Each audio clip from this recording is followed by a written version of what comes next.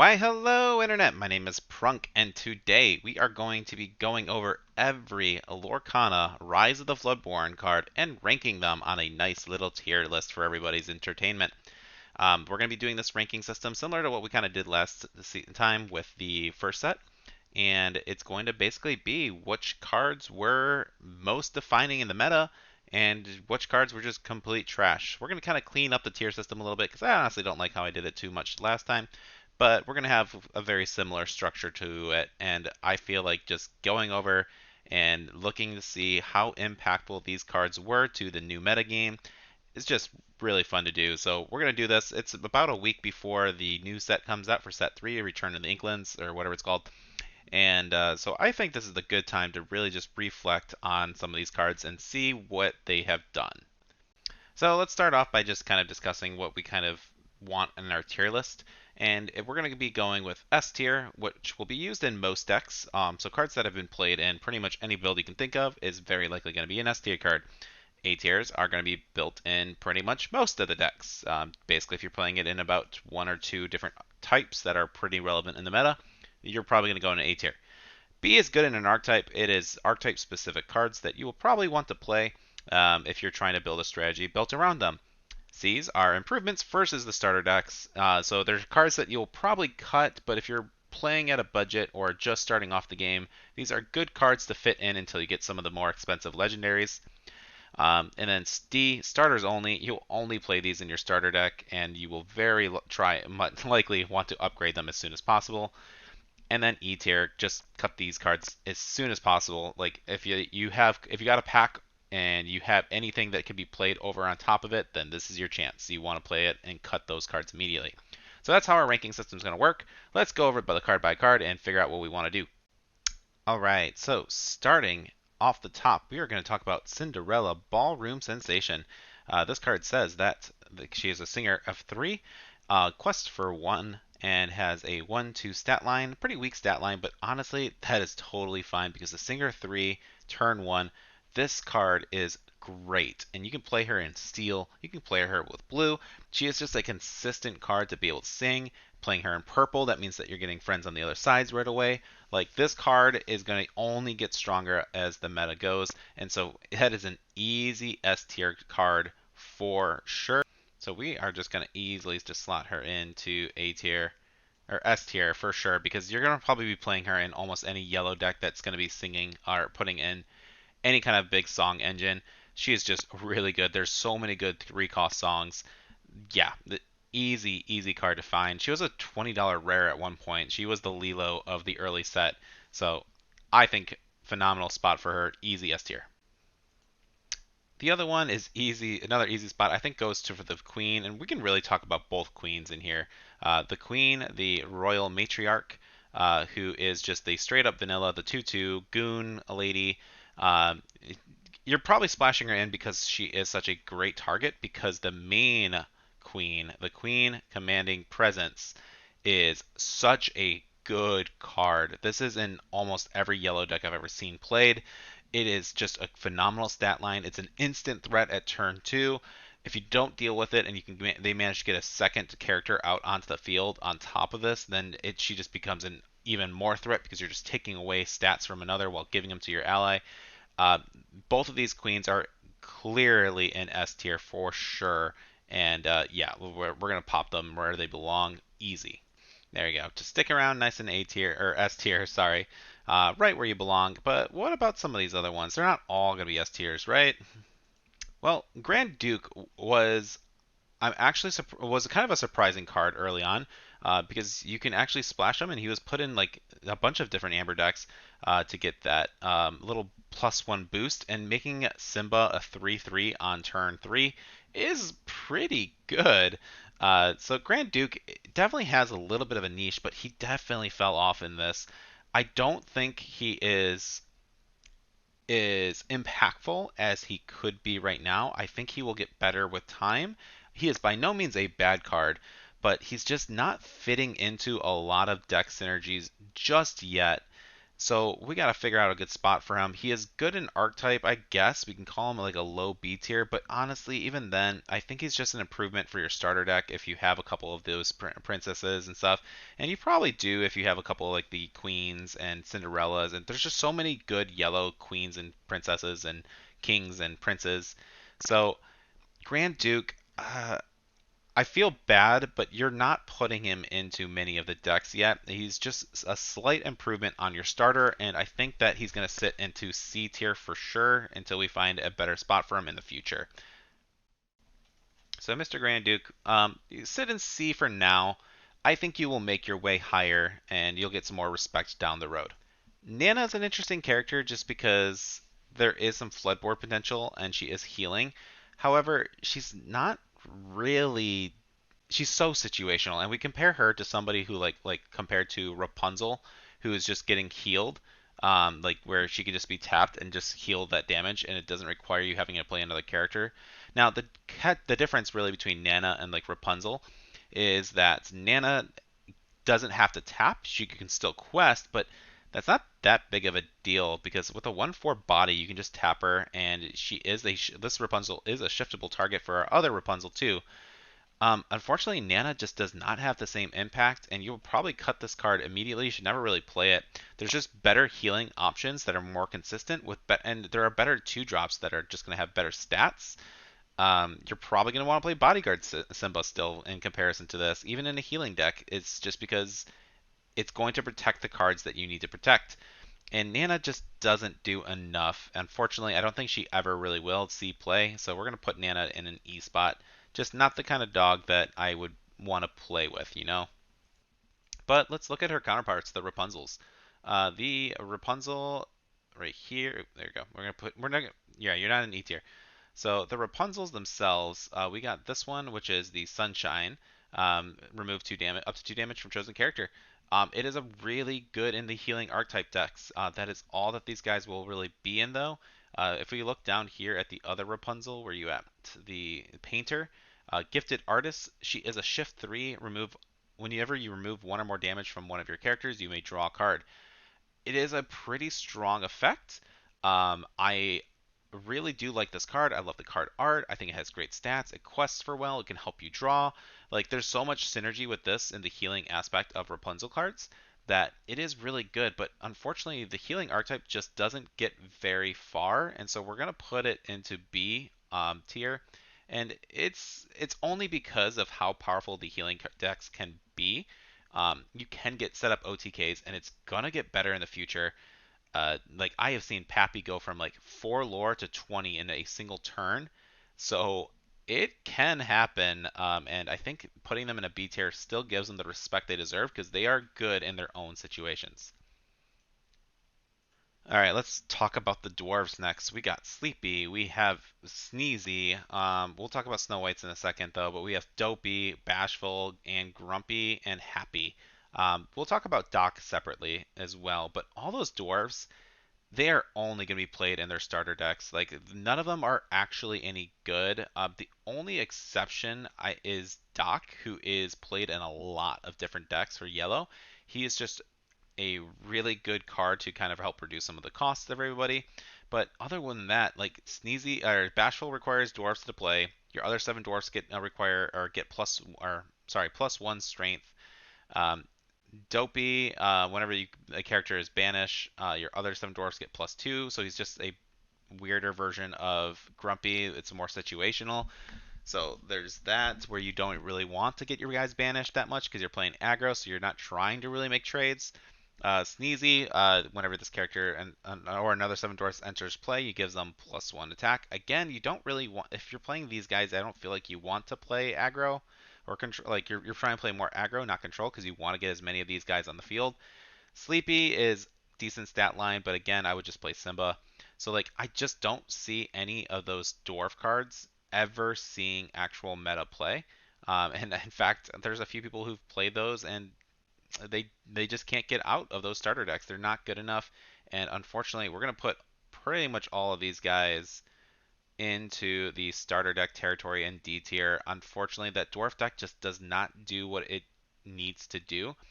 you want to keep your guys in the field, but you're also trying to challenge everybody. Like if anything, you should be giving them more health and not more attack because you want to more dwarfs on the field. So all those guys are going to D tier now, but we need to talk about Doc, who is definitely A to S tier card. I'm gonna go with an A tier because he's not in every deck. He's in a lot of. Actually, I'm playing him in aggro and I'm playing him in Mufasa. I, I can probably say he is a good high A tier, but you can also play Lantern. You're playing this guy in Mufasa because it's a replacement for Lantern as he is a body. Uh, I just don't feel like his stat line and everything else kind of justifies him. I don't see him as a automatic 4 of in any Amber deck, but he is really good. So I think A tier is the right place for him. For yeah, which compared to the other dwarves, I think is of quite the honor for sure. Let's keep on the train with the dwarves and go for the Snow Whites. Let's do Snow White. Which one's this? Lost in the Forest. When you play this character, you may remove up to 2 damage from chosen character. It again kind of fix the. It's a healing engine deck. I do not think this card fits the theme. I don't think they needed another healing 2-cost princess for the healing engine, and this card should have been something a little bit more. It does work in the archetype, but even then, it's not really that good in the archetype. The only reason you may want to play this one is because you have this is technically a better shiftable for the other Snow White that isn't really played too much, and we'll get to her. Well, we might as well just talk about both of them, I guess. And let's look at the other Snow White. This one's the Dwarf Lady. She's, again, just a starter deck fodder. We'll put her in the starter deck as well. Unexpected House Guest. You pay 1 less for your 7 Dwarfs. That's just a starter deck card again. But the legendary that we have is Snow White Well Wisher. She is a shift 4, and whenever this character quests, you may return a character card from your discard to your hand.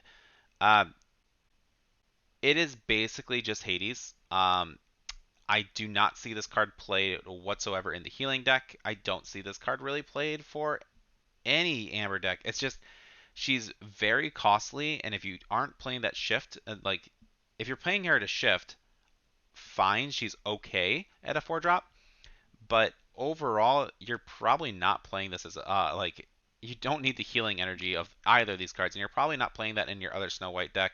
So I think we can have a pretty comfortable spot for all these Snow White cards, and let's go over that. So Snow Whites. So the one that for the dwarfs, you can go into the starter deck. Again, you're only really playing that there. Healing deck, it can go kind of, I think, is an improvement from some of the starter deck cards if you're trying to focus on that healing engine. But I just don't see a point of this legendary here. I don't think you're ever gonna really play her instead of Hades. She's uninkable, and so because of that, I think she's just going to D tier. I just can't imagine myself really needing to play this card. If she was inkable, I think she would have seen a lot more play and could have power crept to that Hades pretty strong. I would have rather seen her just be a 6-drop and then shift 5 and being inkable or something like that. And I think at that point you had the option between trading with Hades or her. But I think that she's just too costly, and until we get some other better Snow Whites, I think she's just sitting in E tier. Unfortunately, there's just not a good way to put it. Mulan Free Spirit. Support card, just whenever this character quests, you may add their stats to another chosen character. It's again a starter deck card. Really not thing I need to kind of brag home about. So we can just throw her into the starter deck engine. Hold Still is another healing card. It does work a bit in the archetype, but it's not even that good in that archetype. So I think we can cut this automatically. It's just not enough to advance your game state at all. It comes in the starter deck, and you will probably cut it right away. Last Stand was an interesting card as well. This has banished chosen character who would banish this turn. People thought this card would be a little bit stronger, but I think this has just been an auto cut again, just because it's not inkable. It's the only real removal yellow gets in their archetype, but you're not usually playing yellow for the removal. You're playing it with some kind of support that will help you get better removal. So I don't think Last Stand is really going to ever break this E tier just because you're often going to be playing with better removal options if you're playing yellow. Uh, Zero to Hero. This one, I think a lot of people had hopes for. and tested and really wanted to work, but this card is 9 times out of 10 a brick. And it does not do the job that people were going to expect it. People thought, oh yeah, I can flood the board with a bunch of lobies and then bring out like Surfer Stitch and then draw two, and it'll be great. Well, you have to pay for the two to get it, or you have to sing with a two, one of your minions, which you're probably playing an aggro deck, so you probably don't want to waste singing on any of them. Even if you're singing with Cinderella, like your one drop Cinderella, it's just not nearly as good as I think a lot of people were expecting. Zero to Hero is definitely a zero. This is an easy E tier. If you've had any experience with this deck or with this card, you'll probably agree with me. Yes, it can. I want to be very clear. It very well can work, but how many times have you won the game with this card in comparison to, oh crap, this could have been literally anything else and I probably would have won? It's not it is going to lose you more games than win, and so we're putting in an E tier for sure. So some of these other ones, yeah, that's going E. Sleepy's Flute is a good card as well that people kind of slept on. This card became what skyrocketed to like $10 at one point. People kind of died out the hype just because Amber Steel just wasn't competitive enough against Ruby Amethyst. So the Amber Steel engine just didn't take off as much in compared to set one. However, this card is still really good, and it's a really you may not need to play four of these anymore, but you can definitely put two of them into your Amber Steel deck and be competitive. It does win games quite a bit. Like all you really have to do is play a song, which in decks that are playing 20 songs, it is going to do that every like you're probably going to be doing it every turn. So I think we can put the Sleepy's Flutes maybe I would say A tier, possibly B if you really wanted to, but I think I would splash this in if I have at least 15 songs or 12. I would say between 12 and 15 songs in my deck. I'm putting a Sleepy's Flute in for like one or two of them, and so I'm thinking like I made a yellow blue deck and that I got a lot. I had a lot of songs. I had Sleepy's Flute, and then I played Tamatoa and had some item engines going to it, and it was really good. Other than that, you're putting it. It's an auto include in Steel Song, obviously. What are yellow, yellow, purple? Like you're drawing a lot and singing a few of those. You could probably do. Like I think it's a great, solid A tier card. I'm. It's sad that this card has dropped in price so much because it's not reflecting on how good this card really is. But I think it's between A and B tier for sure. And I want to put it in A tier because I think this card is more impactful and will again only get better in the future. Mulan Reflecting is another shift card for the Mulans, and this is an just not a card that I felt like does much yet. Whenever the character quests, you may reveal a top card of your deck. If it's a song, you may play it for free. Otherwise, put it on top of the deck. So in Rise of the Floodborn, you don't have that much options to stack your deck. I think that this card could be something a little bit more special next set because there is a lot more ways to stack your deck appropriately. So you can trigger this effect a little bit more consistently. But the fact that it has to quest in order to do it is, I think, you're rarely going to pull off that effect. And with her weaker stat lines, yeah, she can shift on two, but I don't think there's a low cost Mulan card that we can really utilize that for. So you're probably giving up a three drop Mulan for it, just to drop her for two, just to sing a song that you don't even know is actually there. So unfortunately, that Mulan is going to fall into E tier as of now because I just don't imagine you pulling it off so consistently, and her stats just don't make it worth even trying. So yeah, unfortunately, that Mulan is going into here reflecting. I think you can improve next set, but even then, is it going to be consistent enough to really justify putting her into your deck? And what shifting target do you really have to force yourself into, oh, I got a free song out of the whole deal? So, reflecting is going down there. Was it Eudora? Is their name? Yeah, Eudora. So Tiana's mother, the seamstress. Wow, this card is really good. It's again not going into every deck, but it has so much flexibility in this, like the healing archetypes. It is a very strong card to throw down on curve just to be able to play aggressively. And hey, I have this 9 willpower character that they have to burn a direct removal source on in order to make it in order for me to remove it. And if they don't, then if they just start splashing into me, I'm probably gonna get an actual Rapunzel heal off of her and just heal for 3 anyways. So I Eudora is a really good gem. I don't think she is strong enough to really say, hey, you're gonna be into like A or B tier, but or I'm sorry, A tier, but I think B tier or B tier is a really comfortable spot for her. I will give her the respect that I think she deserves and sit her into B tier for sure. Let's go into the world's greatest criminal minds. Um, First off, I want to shout out to the Lorcana villain who has a phenomenal voice with this guy. And he's sang that before, and I think it's beautiful. And now I imagine him singing it every time I play it. So this card destroys a five costs guy or higher? Yeah, let's see. Banish the chosen character with 5 attack or more. It's a 3 cost spell. You can sing it with Cinderella, which isn't really that relevant as much as you think it would be. This card just never really got to see meta play. It is removal in yellow, but that is about it. Like you're again going to be replacing it. If you are only playing yellow and something that doesn't have good removal, like maybe like you're playing yellow purple, then you'll play this card because that's your real only removal option. But otherwise, I would just say that this is kind of a starter deck rare. It's not even in the starter deck, I don't think, but it's just something that you will we'll put into C tier because it's not even in the starter deck, and it's good. It's got its niche. It's just not going to be good in a lot of decks, and I think there are better options overall. But it's not a bad card, and again, I think it can only get better in the future. Mufasa. Let's talk about Mufasa. So this card build a deck like has an entire deck built around him, and it's pretty competitive. This card it does a lot of what I want in Lorcana. It gives me that little bit of random chance.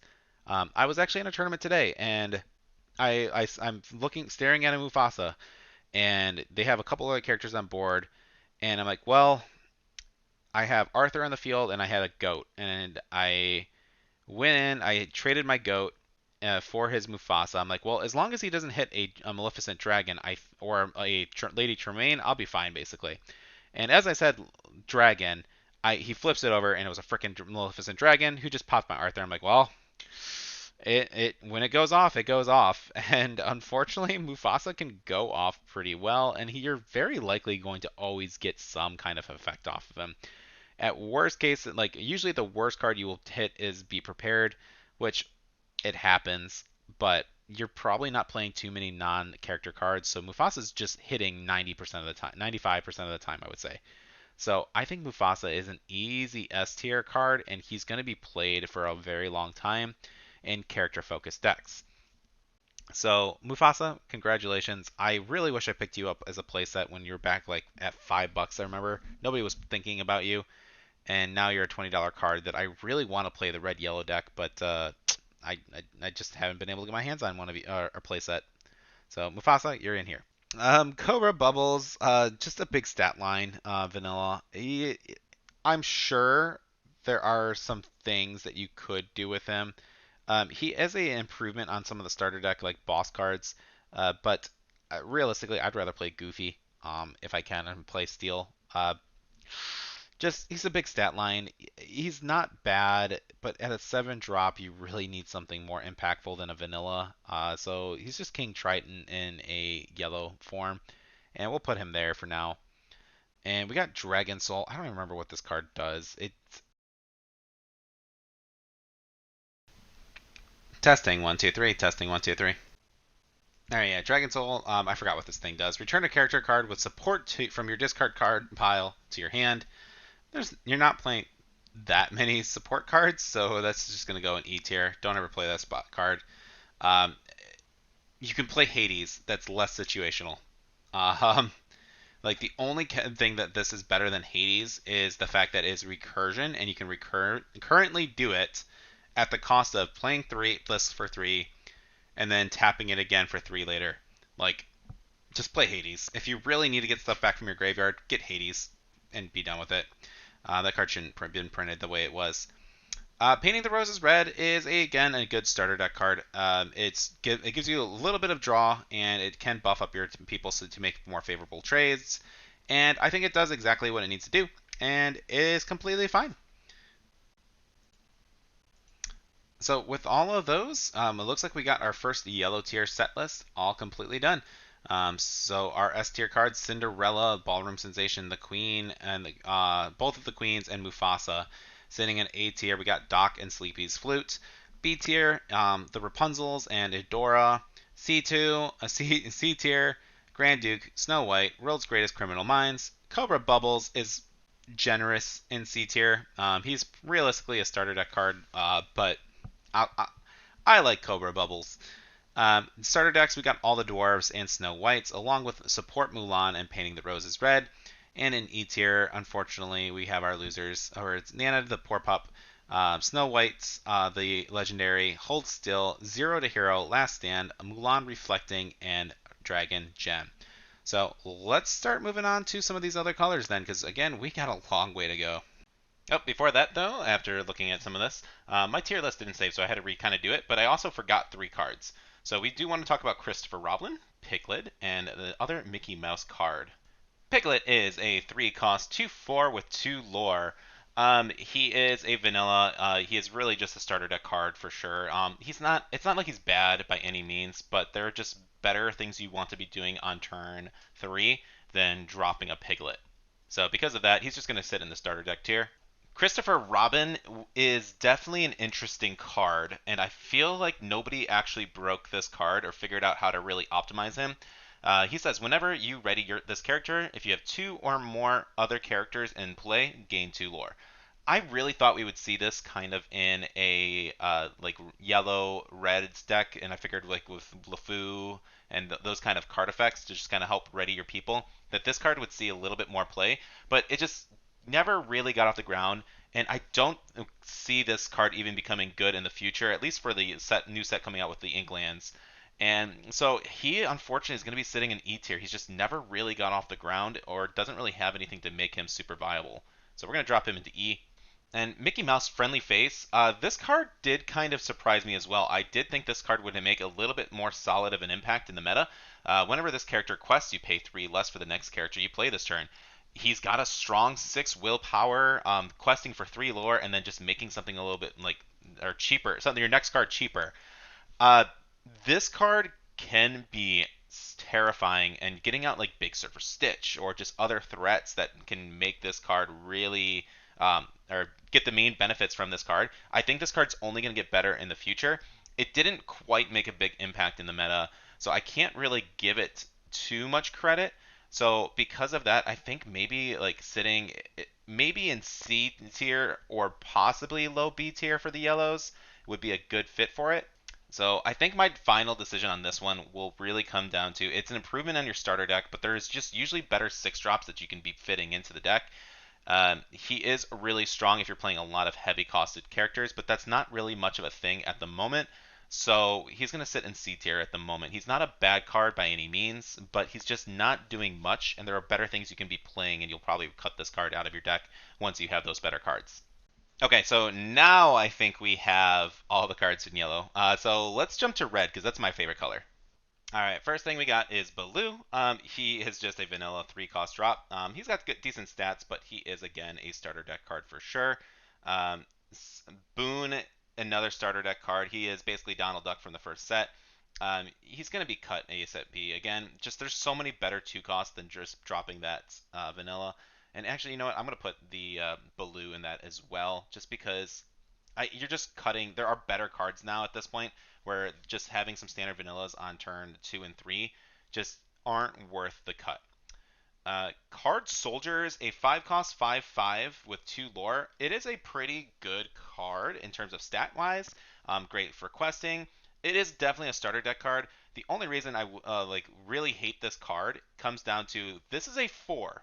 Why is the 4 of Hearts leading the 5/5 or have a 5/5 for 5?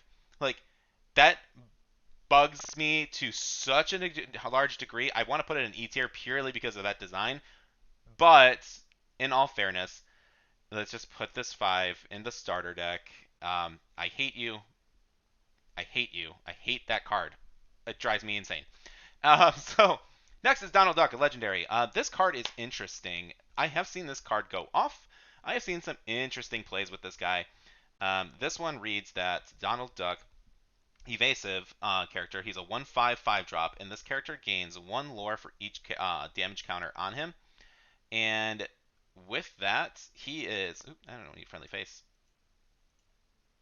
All right, there he is. Yeah. So this card right here is just. I think it's pretty cool. He is definitely an archetype kind of theme card. There, you do need to build around this card. He is never really a game closer though in most cases because you kind of sit him on the field and you're damaging himself for like a turn or two to get him to like becoming viable. I just don't think there's enough consistent ways to damage yourself to make this card super viable yet. It is a really cool design card. I really do like it. It's just never really found a spot in the meta, and I don't see it finding a spot in the meta anytime soon. So for those reasons, I just don't see you playing this card really, and we're going to put him in E tier. He is a very interesting legendary. I think the deck can work, but really there are so many better options to play. This is a gimmick deck that you play against your friends who are learning the game, not something that you're going to bring to a tournament and top in 16, 24, 32. You're not going to top with this deck. Good luck if you do. If you do, send me that screenshot. I'll gladly take that proven wrong. So that's going to be him. Next, we got Felicia. I really loved Felicia at the beginning of this set. I thought it was going to be one of the best cards. It's just a 3/1 Reckless. It takes out, it kind of counters all the 1/3s. And I kind of knew going into this set that a lot of people would be playing the 1/3s just because of Teeth Ambitions was such a good card. Felicia, 3/1 Rush. I definitely think that there are some better cards now, and she didn't quite hit the mark as much as I wanted in this meta. So I'm going to put her in as improvement versus the starter deck stuff. It's definitely a fine common, and until you find some better options, she is really good. I still don't think that she's a card that people are passing over. I think coming up, we will have this card become a little bit stronger, maybe with some of the location cards coming out. But in the meantime, for this set, I think she's sitting in the C tier, and I think that's totally fine. Fidget is evasive 3/2, basically anti Minnie Mouse for Ruby Amethyst. This card is, I think, it's not really good in Archetype, but I think it's definitely a B tier card that should be considered.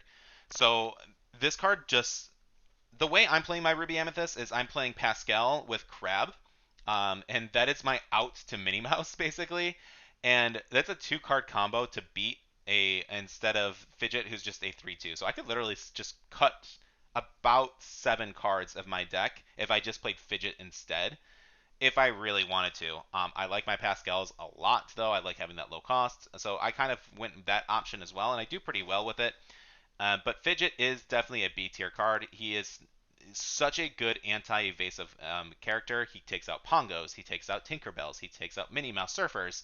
So like he takes out the Peter Pan Shadow. So I think this card is only going to get better as time goes by. I just personally never played him, but I think that was a mistake on my part throughout this entire set. I think I could have found more success with him in than out. Next, we got Honest John. Whenever you play a character, let's see, where are you at? There you go. Whenever you play a Floodborn character, each opponent loses 1 lore. This card is cool. I was really trying to make this guy work. He does have his own archetype, and I think he could possibly get better as the time progresses because we are going to be seeing a lot of lore gaining stuff pretty quickly, and I think you can really build an archetype for him in the future. However, in the meantime, he's been pretty bad. He is not included on anything, and I just don't see Red. Red doesn't have enough Floodborn characters to really make that guy work consistently. I mean, like they do, but they don't. Like they have Tremaine is the main one that you're probably going to be playing in just pure reds. A lot of the Rhea cards are shiftable. There's a Scar I think that's shiftable as well, but it's Honest John just doesn't work out too well. I think you need to play like red green to or red steel to really make this guy work. And it just unfortunately at the moment I don't think he's a good card to even build around. So I don't think he's good in the archetype if you are playing the Floodborn engine. So we're just going to slot him in E. That's unfortunate because I think he's a cool card. I think he will see play in the future. I just in the set of Rise of the Floodborn, he just didn't do anything in the meta. Lady Tremaine, you're going to skyrocket to S tier. I think everybody who played Ruby Amethyst will agree that that card is phenomenal. And it's removal that you can bounce and quest for, and it's yeah, one of the best cards I think in Ruby Amethyst, just Ruby in general. That is an easy S tier card. The other Lady Tremaine, though, it's shiftable as well. If you wanted to play Lady Tremaine, the 2-drop, she also reduces lore cost, but she didn't make as nobody really played her that much. I think she is a starter deck card to kind of get you that filling slot. But there are again better twos, and the fact that you have to play her on like when you're losing lore or on a turn two, it's in her effect is so inconsistent, and the fact that she's not inkable does really hurt this card. If she was inkable, I think she would have been amazing. But because she's not, she's going to sit in a starter deck. I don't think there's any reason to go higher than that. Um, Lemire is he's just never seen play. He's going to sit in E tier. I'm not even really going to discuss him. Mini Mouse Surfer, I think, is a solid S tier card. I am not playing this in my Ruby Amethyst, and I've been saying from the beginning, I think it's a mistake for me not doing it. But I've been going undefeated in almost every locals that I've gone with my deck, not playing it. So that's only reason I haven't put her in my deck is because I can't change a deck that I'm not losing with. So Minnie Mouse, you're gonna be going in S tier. I just for whatever reason I'm not playing this card, and that might make me a bad player, but I just yeah. On the other side, Diver Mini. There are not enough cards, so I do want to actually let's peek at her. And so she is a shift 2, and there are a lot of little minis. Evasive character. Whenever you play a second action any turn, this character gains 2 lore. This turn. So this card has potential. I again think if you are playing a green red evasive action economy kind of deck, this could be good. Especially comboed with like the rogue Mickey Mouse from set 1 that was pretty bad. I think there is potential here. It is a Floodborn, so we can play things like the John. It is a good and archetype kind of thing that archetype just sucks at the moment. So unfortunately, she just does not see play, which is unfortunate because she is the featured card of the set. So I think, unfortunately, I think we got to put in Minnie Mouse in E tier. She just does not see play whatsoever. So yeah, until we start seeing a lot more smaller actions in red that are good, I don't think that it's going to be worth playing. I think she has potential, but I don't even think she's really good in an archetype at all right now. The other Minnie Mouse, the little biker one, they really had a thing for Minnie this one. She's on a scooter. I think she should have Rush. I don't know why she doesn't, other than the fact that probably there's another 2-drop that has Rush. But we are this card just again does not see play. Unfortunately, Minnie is either high S tier or E tier in my opinion. So, but 2 of her cards are sitting here in E tier. We got Mother Gothel. She is a very, very solid A tier card. The reason she's only an A tier is because you're only playing her in Ruby, and that was it yellow, whatever what yellow is. I can't Amber, Ruby Amber. God, I don't know why that thought was too hard to think. I can't talk now. Long day. But yeah, she's only playing. She's there to play Rapunzel and to draw 3 cards. And when you do that, her stat line is pretty strong. Even if you don't do it, a 3/1 is not that bad. People are going to be wary about questing because they don't want to make a favorable trade on your part, but then they also want to kill this card if you do quest it. So they're going to trade something to make sure that you like a 3/1 cost is dead. And if you play this on turn 3, they're terrified because they know Rapunzel's coming up, and if they have to out it when play a direct removal card. And if they're playing a direct removal card to kill something with 1 health, it feels bad. So I love the psychology of this card. Mother Gothel, she is a great card. I do think she's only in an A tier because she's not played in everything. What do we got next? We got Mulan's. So Mulan, just 4/3 with Rush with a 4 cost uninkable. Unfortunately, you're just not playing this card whatsoever if you have it. Cheers. Save up for Maui. Maui is a 4 of in almost every Ruby deck. I said that in my first set. I think that is still true. Just this card, there are better cards with Rush that are inkable or with a better stat line for the cost. So unfortunately, I love Mulan. She is one of my favorite Disney princesses, but she's sitting in E tier. Rhea is interesting. So we got to talk about this one a little bit more in depth. I'm sorry, I said Rhea. It's Namari. This card is still interesting. So tap this card, banish this character, banish chosen character. So this is basically Dragonfire on legs that you don't have to commit to on the turn you drop it. She can be a lingering threat, which would cause people to like second guess what do I want to play on turn. So if you drop this on turn 4, people are like, okay, well, my turn 4, what do I want to drop that's strong enough that she may want to kill it, um, but weak enough to like make it worth it to me. So like this card has another one of those just mental gymnastics kind of card effect where it makes your opponent consider what their next turn is really hard, and it might force them to do something that is not as optimal because they know it, if they play a character, it's going to get banished. With that said, with her weak stat line, I would have rather seen her as like a 1/5 or 1/6 if she's not going to be inkable, just because this card is so situational. It is a slower Dragon's Fire, but at the same time it has legs, so they can use removal to kind of do that as well. Like it's a unique card. I just don't think it hits the mark, unfortunately. And apparently neither did people in the meta, so we're just gonna put her. I think D tier. She's good enough removal where if you just have a starter deck, then she is completely fine. Just as a slight improvement. But I can't put her any higher, and I really don't want to put her in E tier because she's not bad by any means. Queen of Hearts, the rushing and just both of these cards in general. So Queen of Hearts, was it impossible impulsive ruler, 2/2 with rush, really strong. I think is a solid A tier card. Again, it's just not splashed in Ruby Amethyst. It's really there for Ruby Amber as their kind of like main removal tools. I I like the card a lot. It's just not. It's only in one deck type, so we got to put it there. Same thing with the Queen of Hearts. She's really only in like 1 to 2 decks. So you might play her in Red Steel as well, which I guess you play the Mini Queen in Red Steel as well. But Red Steel, Ruby Amber, those decks never really made it to the top tiers of Ruby Amethyst. So because of that, I can't put it in S tier because it's not going in the best decks. So I'm gonna slide them in A tier, and reluctantly, I think that S tier card they could possibly be S tier cards, but I think A tier is a good safe spot, maybe high A tier. Who we got? We got the Radigans. So for Radigan, we got to look at these guys. So I have never seen this movie. I do not know what this is from. Uh, this is My Kingdom. He is a 5 drop 3/3. When you play this character, exert opposing character with 3 or less. Choose one of your characters and ready them. They can't quest for the rest of this turn. So there's some villain synergy here. It's the fact of you being able to force people into fighting stuff. So forcing like your opponent's Arthurs or Minnie Mouses or just literally whatever. Forcing things that you want them to fight. The only downside I'd really say about this card is I wish that this didn't target, so it can kind of get around ward. And at that point, I think that it's you're not looking at it. Oop, there we go. So you're just not.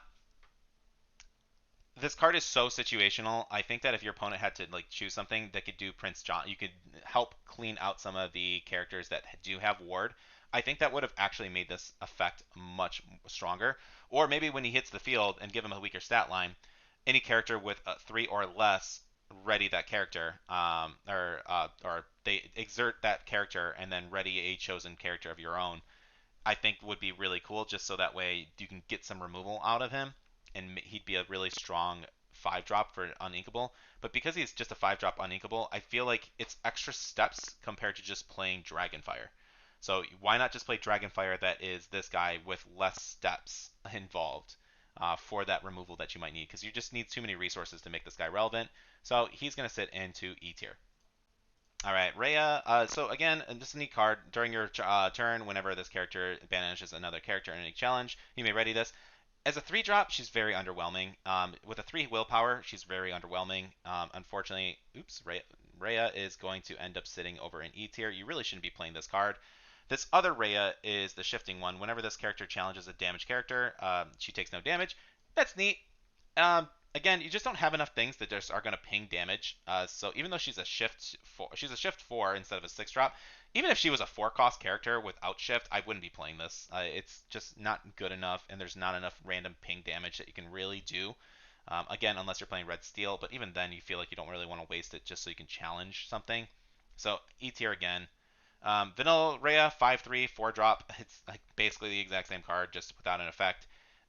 again, just E tier. Unfortunately, the Rhea stuff is cool in theory. It just doesn't work whatsoever in the meta. Scar. This one has Rush. During your turn, whenever this character banishes a character in a challenge, you can ready this character. This card can go rampant. With that said, he's just not splashed in a lot of decks. I think he's really good removal. As a 7 drop that is not inkable, he is tough to kind of fit into an archetype. He does go into the Shere Khan build. So like the lions apparently are just really good at killing things very quickly, which I like. I think that's a cool theme. So I think he's good. He's a solid B tier card. He is better than I give him credit for in a lot of situations because when he goes off and just clears a board. But because of that, I think he's just a solid B. Shere Khan again, good in archetype. I think he matches really well with Scar. I like that kind of build with them. So I think it just solid B tier. We don't need to go too in depth. Tigger, whenever you play an action, this character gains +2. You will never play enough actions to make this card super relevant to attack. So just making him a 5/3 to make some trades. It doesn't feel very superhero kind like of him. So sorry, Tigger. Unfortunately, you got to go out. Action. We got Tuk Tuk next. This guy is just a 4/5 reckless. Again, just cut this card as soon as possible. He is not relevant. Go the distance. Ready chosen character. They can't quest, but you get to draw a card. So this guy allows you to make some extra trades. I do actually think this card is relevant. It is an improvement card for your starter deck. It does give you a little bit of card draw as well, and it often can give you an extra favorable trade. So I'm going to put him in C tier. I think that might be higher than a lot of people expect, but I think it is a good card to throw into your starters to just slightly improve it. And it being a common, for an 8 cents common, I think it's a solid C card. Teeth and Ambitions. This card defined the meta early on, and honestly, late game still too. It was at one point a $10 rare. I think it was like a $15 rare at one point as well. This is E. This is a hard one. I don't know if it's good enough for S tier. I know. Well, I think every main deck is playing it. Ruby Amethyst plays it. Amber Red plays it. So we'll put it in S tier. I think it is. It's a card that literally changed the meta in the sense of nobody's playing 2/2s anymore because of this card. So with that, I think it's actually has to go in S tier. It has no other choice because it's a card that defined the meta and the reason why so many people are playing 1/3s instead of 2/2s. The most diabolical scheme: banish chosen villain to banish a chosen character. Again, if this card it's a starter deck card. It is removal, but again, you need to be playing a lot of villains in your deck to make it work. And it's a 2-for-1 trade on your part where you have to sacrifice 2 cards to banish out something. Again, I kind of wish this got around Ward. I wish certain cards would just say this card ignores Ward, but maybe that just makes it so Ward feels bad against a lot of cards. But yeah, like the most diabolical scheme, it's a starter deck removal, and I don't think it's that great. What did you call me? Another Radigan card. Chosen damage a character gets +3 this turn. This card needs to say draw. So we're just gonna put it in E tier. You can fly. Chosen character gets evasive. It's a 2-drop, and it's a song. So it again is a starter deck card. It is not bad, and you will sometimes need to be able to cleanly remove certain evasive characters. So it is again another 2-for-1 in most cases because you're trading a normal character to kill an evasive character.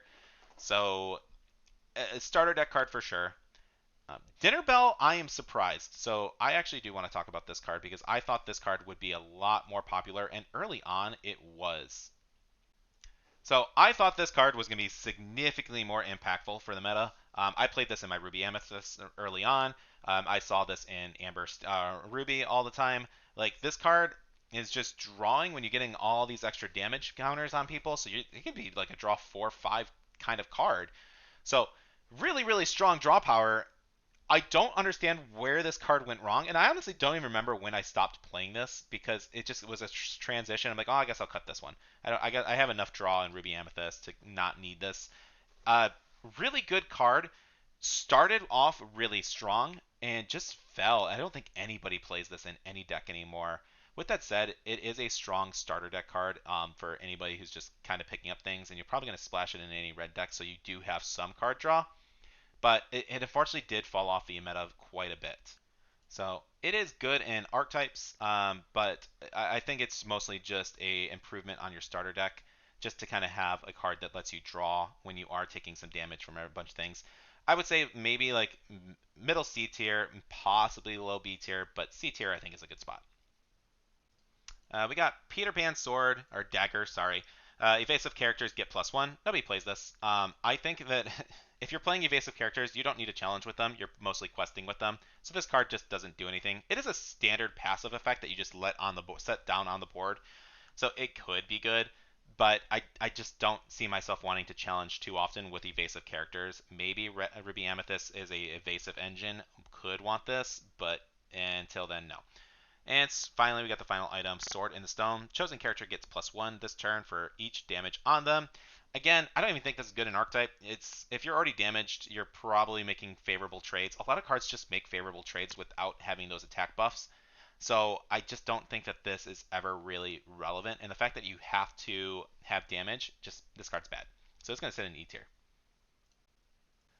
All right, so progress has been made. So we have another three. We have three more cards entering S tier with Lady Tremaine, Minnie Mouse, and Teeth of Ambitions.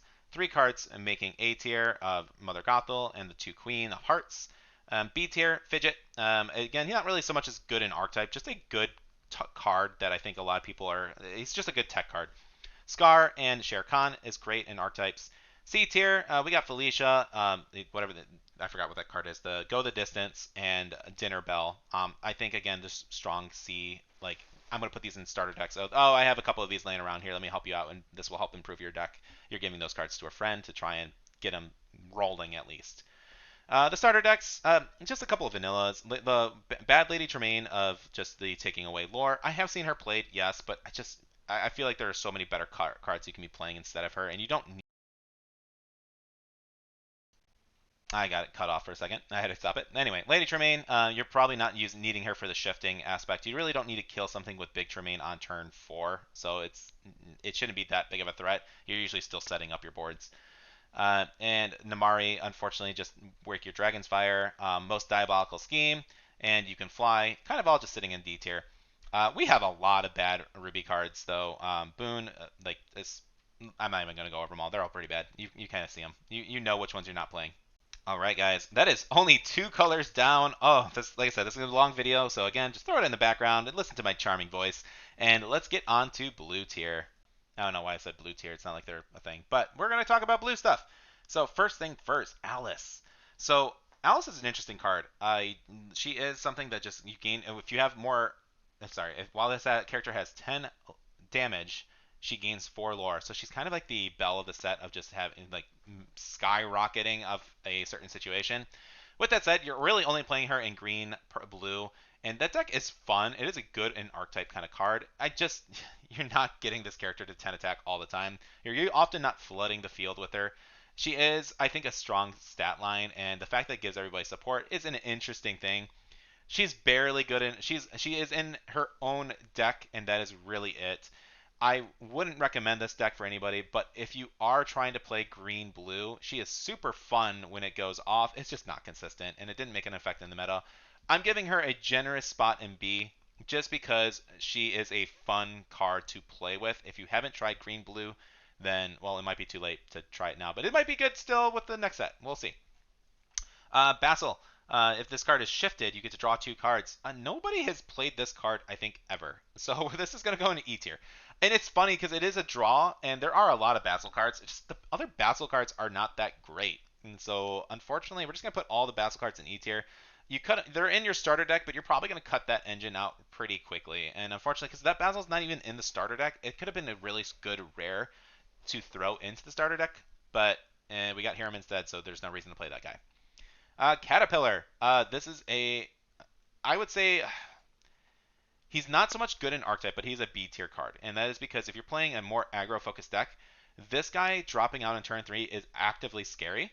If you don't have the removal for him right away, then questing for 3 next turn is terrifying. And chances are, if you're playing green, you're also playing other scary things that are drawing. If you're playing amber, there are other scary things that they are dropping on the field. So like you're just bombarding your opponent with threats in a 1/3/3 lore character. Yeah, that's scary. We're gonna put it in B tier. We're gonna put some respect on that caterpillar's name. Cogsworth. Yeah, Cogsworth A tier. I don't think he's a B tier card. Or I'm sorry, an S tier card, just because he's not in everything, but he is really good. If we say blue steel, then he's in that deck.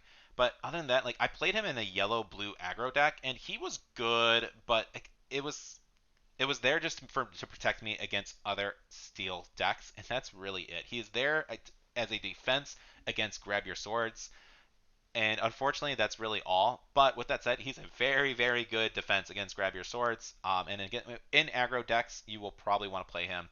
So we're going to put him up in A tier. Conversely, nobody ever plays the small Cogsworth. He's going to go into E tier, just not played at all. Your characters with Reckless gain quest for one, gain one quest, gain one lore. It's it's not necessary, and you don't need to shift this guy on turn three. The big clock on turn three, anyways. You're usually setting up more dangerous threats on turn three, like Caterpillar. Corella Deville. I did not expect this card to be as good as it is. It is a really good anti-mini card, so I can see why a lot of Blue Steel players are playing this card because it just kills Minnie Mouse, and it is really good. So we're going to put her in up in B tier. She is a tech card choice, a very strong tech card choice. Other Corella, the shifting one, whenever this character quests, chosen parent character gets -2. It's okay. I think this is definitely a starter deck card. It's something to throw down and hopefully give you some favorable trades. I think you'll cut it pretty quickly, but I think that if you're just starting off with a blue deck that you really want, then you could play this in a starter deck. Duke of Weaselton. He has got two. He's a 1/2 stat line with Ward. I think he's good, but he's definitely again just a more of a structure deck kind of card. He's an annoying threat, but he's not quite annoying as Annoy. So we'll talk about that little girl later. Gaston. This card's seen a lot of play with the early Sapphire Ruby deck, so I think we're gonna put him up in a solid B tier. People stopped playing Ruby Sapphire a lot, so we don't see him quite as often, but he was a threat. Grandpappy. This card OTKs things. I don't like it at all, but it's going to sit in B tier.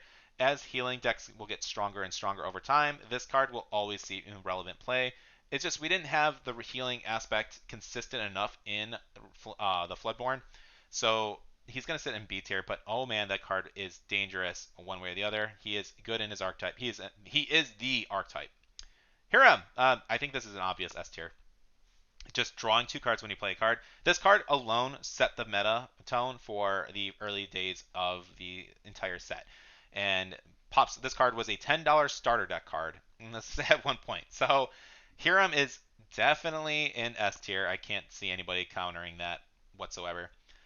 James, role model. When this character is banished, you put the card on top of this card and your Inkwell exerted. It's Grandma. He is a strong stat line. He's not bad, but I think, again, he's just kind of a starter deck card for sure. Jasmine, it is more healing stuff. It is good in Archetype if you're playing that healing energy deck. Judy Hops. This is, again, I think this is a solid A tier. She fell out of favor a little bit in blue decks just because people were like, okay, well, the popsicle stuff's strong, but we really just want to use it for Hiram. And so people stopped playing her, but she is flexible in the sense of you can destroy your opponent's equipment as well. And when I was playing a blue deck, and I was playing blue-yellow, I needed this card to stop Steel Song. So with the flutes. So I think Judy is definitely an A tier card. I know she fell out of favor a little bit, but she's still good. Mrs. Judson, whenever you play a Floodborn character, you may play the top card of your deck into the Inkwell face down and exerted. This card's gonna be scary next set. I mark my words. I feel like this card can actually be a real threat because as we get the next Grandma, that will allow you to gain lore when you ink stuff. Who is also a Floodborn. You can drop Judson on turn 4 and then New Grandma on turn 5 and gain some extra lore on top of it. So I think this card can actually start seeing play later. With that said, nobody played her whatsoever, and this is all in the hindsight of this format. This card did not make any impact whatsoever. Unfortunately, she is currently E tier, but I'm saying this now. She will be. I think she can be a bigger threat in the future. Nick Wild, I think he just pairs with Hiram quite well. Great stat line, gives you another Popsicle, which lets you draw, and then which you have another Hiram, which lets you draw more. I think those two just become best friends. They are the two greatest pair ever. Noi, I love this card. She is great in aggro matchups. She has stats. You're playing Popsicle in every blue deck, so I think her in B tier is a solid card if you're playing aggro. The only thing that I think that's stopping her from really getting into A tier is that most blue players aren't playing aggro, and so she's only seeing play really in one deck for the most part, and that's blue-yellow aggro, which isn't really relevant in the meta whatsoever. But with that said, she's just a solid card. Owl, just vanilla. Teacups, and everything else, we're just gonna put this. This is a starter deck card. Prince Charming 3/3 for 3. It is inkable. This is an improvement on your starter deck, and it is again another big threat if you are playing aggressive blue. So aggro blue is something that a lot of people I think sleep on because it is a interesting deck. I think I was playing around with it and I did okay. I bricked really hard in my locals when I tried bringing it, but when I played in people in league, it did really well. So I'm gonna put him in C tier. Rabbit is just a vanilla 4/6. It's not quite as impactful of a card compared to like the Maleficent from last set. That extra 1 cost just to gain 1 attack just isn't good enough, and so this card should never be played. Sisu. I love Sisu. I hate this card at the same time. I will always draw 4 copies of Sisu if I play 4 copies, and I will never see it ever if I only play 3 copies. This card, though, on turn 4 is amazing. Any other turn sucks, like having this card. This card has lost me games. This card has won me games. I don't understand this card whatsoever. There are better draw power cards. This card is so weird to me, and I don't know why. So I'm putting Sisu in a safe C tier. Again, really good in aggro. It is picking what you want to draw, and it has 4 willpower, so it can stay on board against most things. And if it goes off twice, you've gotten so much value. It's incredible. She's got 2 lore. Uh, this card hates me for some reason though, because I'm only seeing like 3 or 4 copies of her in my hand at a time. If I mulligan into it, if I mulligan 1 away, I get 3 left, 3 more. So I'm putting her in C tier. Just I'm done rambling. Nook, it's just Ward. It's never seen play. It is a starter deck card that you will cut. Winnie the Pooh, having a think. I like the Mickey Mouse Detective better. I know some people like this card a little bit, and it is. I think it's just a solid starter deck card. Just getting some extra stuff into your Inkwell. The problem with it is you are using your own card, so unless you're playing Blue Steel, where you're going to do a whole new world right away, this card just costs more than Mickey Mouse, and I don't. Even though this card is inkable normally, I think Mickey Mouse Detective is the exact same card without having to exert any resources from your hand. The Lord gain doesn't matter as much, where this card doesn't always go off if it dies right away.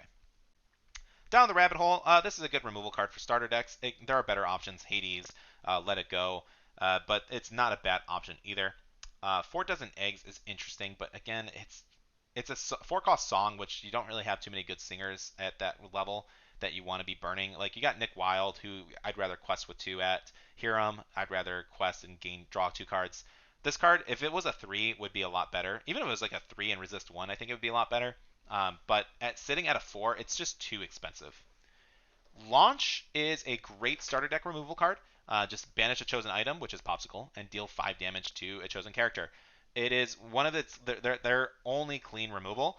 I think this card will be a lot better coming up as well because you're going to need something to kill Jafar on turn 3 4. So this card I think will be a lot more prevalent in the meta coming forward if you're playing blue. And if you are planning on playing blue and not this card, you should really consider it because you're probably going to have your Popsicle up early. So having launch to guarantee a kill on whatever Jafar threat comes up, I think is really important. We got nothing to hide. This card sees play. It is. I think it's a B tier card. I don't think it's a good like. I don't think it's an auto include in really anything. But I understand why people are playing it. And with some of the stuff we're coming up, where we're seeing blue green, and you get to see opponents' hands and choose what they discard, you can kind of know when you want to play it. But I think that is a solid B card. Just see your opponent's hand, draw a card. It's a free action basically. It's fine. I think it's fine at B. Fang Crossbow, banish a dragon for free at the cost, or -2. Opponent gets -2 this turn. This is a cut card. We don't have enough dragons yet to be relevant. When we get dragons, this card will probably see more play, but until then, it's just kind of a bad item. Gumbo Pot, extra healing, great in Archetype for the healing deck. We can put this guy up into B tier very easily. Just as good drawing cards. Marisa's Workshop is okay. I think it's an improvement on the starter deck stuff if you're playing a really heavy item deck. If you're playing with Alice, or not Alice, Ariel, Tamatoa, then this card can be really good. It's just, I feel like unnecessary. It's just basically adding an extra ink cost to any item you play. So it feels bad if you have this on the field and you can't pay that cost to play an item. So I'm just going to put it into C tier. It's extra draw that a starter deck would need, but I don't think you need it in any of the meta decks whatsoever. I don't think it's a meta card whatsoever. Popsicle. This card single-handedly changed the meta and made blue-red irrelevant. So yeah, we're gonna put that up there. It goes in every single blue deck you will ever make and ever make in the future, along with Harem and probably Fox. Um, Sardine Can. I like this card. It's an interesting tech choice. I think this is a solid C tier card because it is a tech card. And are we at blue already? Okay, we blew through that one. I know I didn't go into any like bigger deep dives on this one, but I feel like a lot of the cards just kind of explain themselves, so I didn't really have to go with much. So this is nice. I think this is a good point right here for blue. I don't think there's any shockers here. Hiram, Nick Wild, and Popsicle all in the S tier. Cogsworth and Judy, I think solid A tier. Uh, and then a lot of the other stuff, I don't feel like anything I did was super controversial. And these are usually the cards that I see. I'm seeing four Nicks, four Hiram, four Popsicles in pretty much any blue deck that I'm seeing. And then you're playing a lot of early cards from set one mostly. So this is good for, I think, for our blue. We're going to go on to steel. All right, let's go over some stuff. So first beast is the when you play this character, deal one damage to chosen character. It's really good spot removal. I think it's a slight improvement on the starter deck stuff. I think it comes in one of the starter decks, but it's just a really good card. I don't think it's really seen big it hasn't really been defining any kind of meta, but it's a solid removal card. It can be cut. I play it in my personal green steel discard deck just because I want a little bit extra removal options because I'm not really doing much for early turns. So I think this card will give you favorable trades. So we're gonna set him over into C tier. This beast, whenever one of your characters would be dealt damage, put that many damage counters on this character instead. It's interesting card. I think this card threw me through some loops as far as rulings go. But with that said, it just never saw like meta play. I don't think it's good enough to really fit into anything. So unfortunately, we got to put him in E tier, which is unfortunate. It's a unique card. It just never got to see play. Beast Tragic Hero, most expensive card in the game at the moment. I think it's still accurate. It's about a $40 card. So yeah, that's an S tier card. It goes into every steel deck if you can play for. If you can buy for, you can play for. It's this card should go into every steel deck from this past set.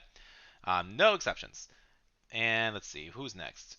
We got Benja. Benja is another S tier card. I think you should always be splashing at least two copies of him in pretty much any steel deck. He's not a four of, but he is that item removal that you need in a lot of different decks, and he's inkable, so he's always live. So I think him as an S tier card is also really important. Chief Bogo, he's got his niche. I actually played him in my green steel deck as well because I was playing a lot more Floodborn characters, and I was using him with Bucky and just having a little bit extra pings. He does go off with like the Beast, the Relentless guy who will quest anytime something's damaged as well, which is kind of neat.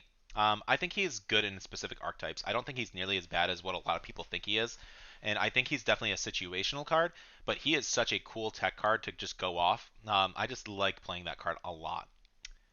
Cinderella. I think she has the best two drop that you can have early on to fix your hands on a steel deck.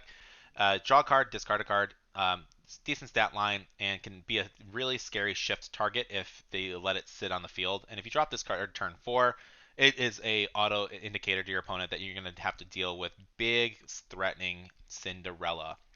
So I'll be honest. Let's pull her up a little bigger. I thought this card would be more impactful in the meta. She is terrifying when she hits the field.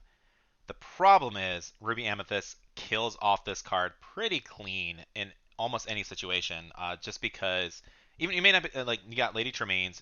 If you see her on the field, you will actually play a Yzma to out this card. To give your opponent two cards. But like, I'd rather you have two cards in your hand than deal with this thing on the board. Dragonfire was always obviously big. Hades, Ink, Let It Snow, or Let It Go. Let it go.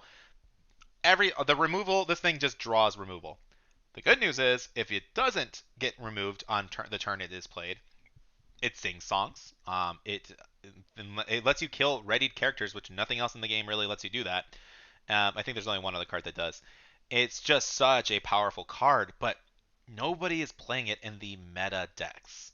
And it's unfortunate because I actually thought this card was broken as all hell, and I think it is still. It's just it didn't make as big of an impact as I thought it would. So because of that, I can't put it really any higher than B tier. And that is I don't even know where she's going. I just it's sad because I think there are a lot of ways this card is good, but it just never it made the impact of the meta in the sense of I have to play removal or I'm going to be casually creeped out. But I've never played many games where this thing survived more than a turn or two, 2 turns at the most. Um, so and maybe that was enough, but my opponent often didn't win because of this card. Let's get rid of some of the junky cards. Donald Duck Diver, it's E tier. El LaBouffe, vanilla. That Goofy, Night Faraday. I love this guy. He is a starter deck card. I don't want to put him in E tier. He did not make any meta relevance whatsoever. If you play the green, steel, queen, discard your hand kind of thing, this card is really good in that aspect, and that is the only way I was able to make this card work. Um, but I'm not putting him lower than D tier because he is such a cool card. He's probably worth playing in E or putting in E. I'm not going to be the one to do it. And I don't think you should blame me for that. Hercules. He is I think he is a improvement on your starter deck to just kind of improve it. I do think there are better shifting targets you can play. So we are only going to put him into C tier. Same with Hercules. I think this is probably one of the best. I don't think this Hercules is the better one to play. I'd rather play the 3-drop bodyguard. But this is basically Donald Duck from the old set. He's a starter deck Hercules. We're gonna put him in D tier. Jafar Dreadnought. So these cards get a lot better next set, but even in this set, I think it's good. The 2-drop Jafar I think is worth playing because again he is an anti Minnie Mouse. He has evasive on your turn, so he can kill Minnie Mouses and still survive. And the Dreadnought, I love this card. Being only a 4 cost that can shift to, which is not really relevant. This card doesn't need shift to be relevant. So I like this guy really good. I think he is. I don't know if he's S tier, but he is easily A tier for sure. Just the card draw, he's got a great stat line, and this card, a lot of people will just not quest if they can't get this card cleaned and wiped out. So I think he just poses a big threat. I just don't see him as an S tier card, unfortunately, yet. Um, but really good. Kronk, he is cheap Tinkerbell. You are going to put him in your starter deck and eventually upgrade him to being a Tinkerbell. So if you don't have Tinkerbells, you play Kronk because he's significantly cheaper. Lawrence, while this character has no damage, he gets +4. That's not relevant. Now we're going to take him in there. Li Shang, so funny enough, a girl played this card in the tournament, and I didn't read it very well. Whenever this character quests, your characters gain evasive this turn. Uh, I just saw gain evasive. I didn't read the last line. So her characters had evasive on my turn, which I was actively worried. And then I had to I'm like, let me see this card because I feel like if it was just give your characters evasive after this quest, people would be playing it. And I was like, okay, this says this turn, so it is only on your turn you get this.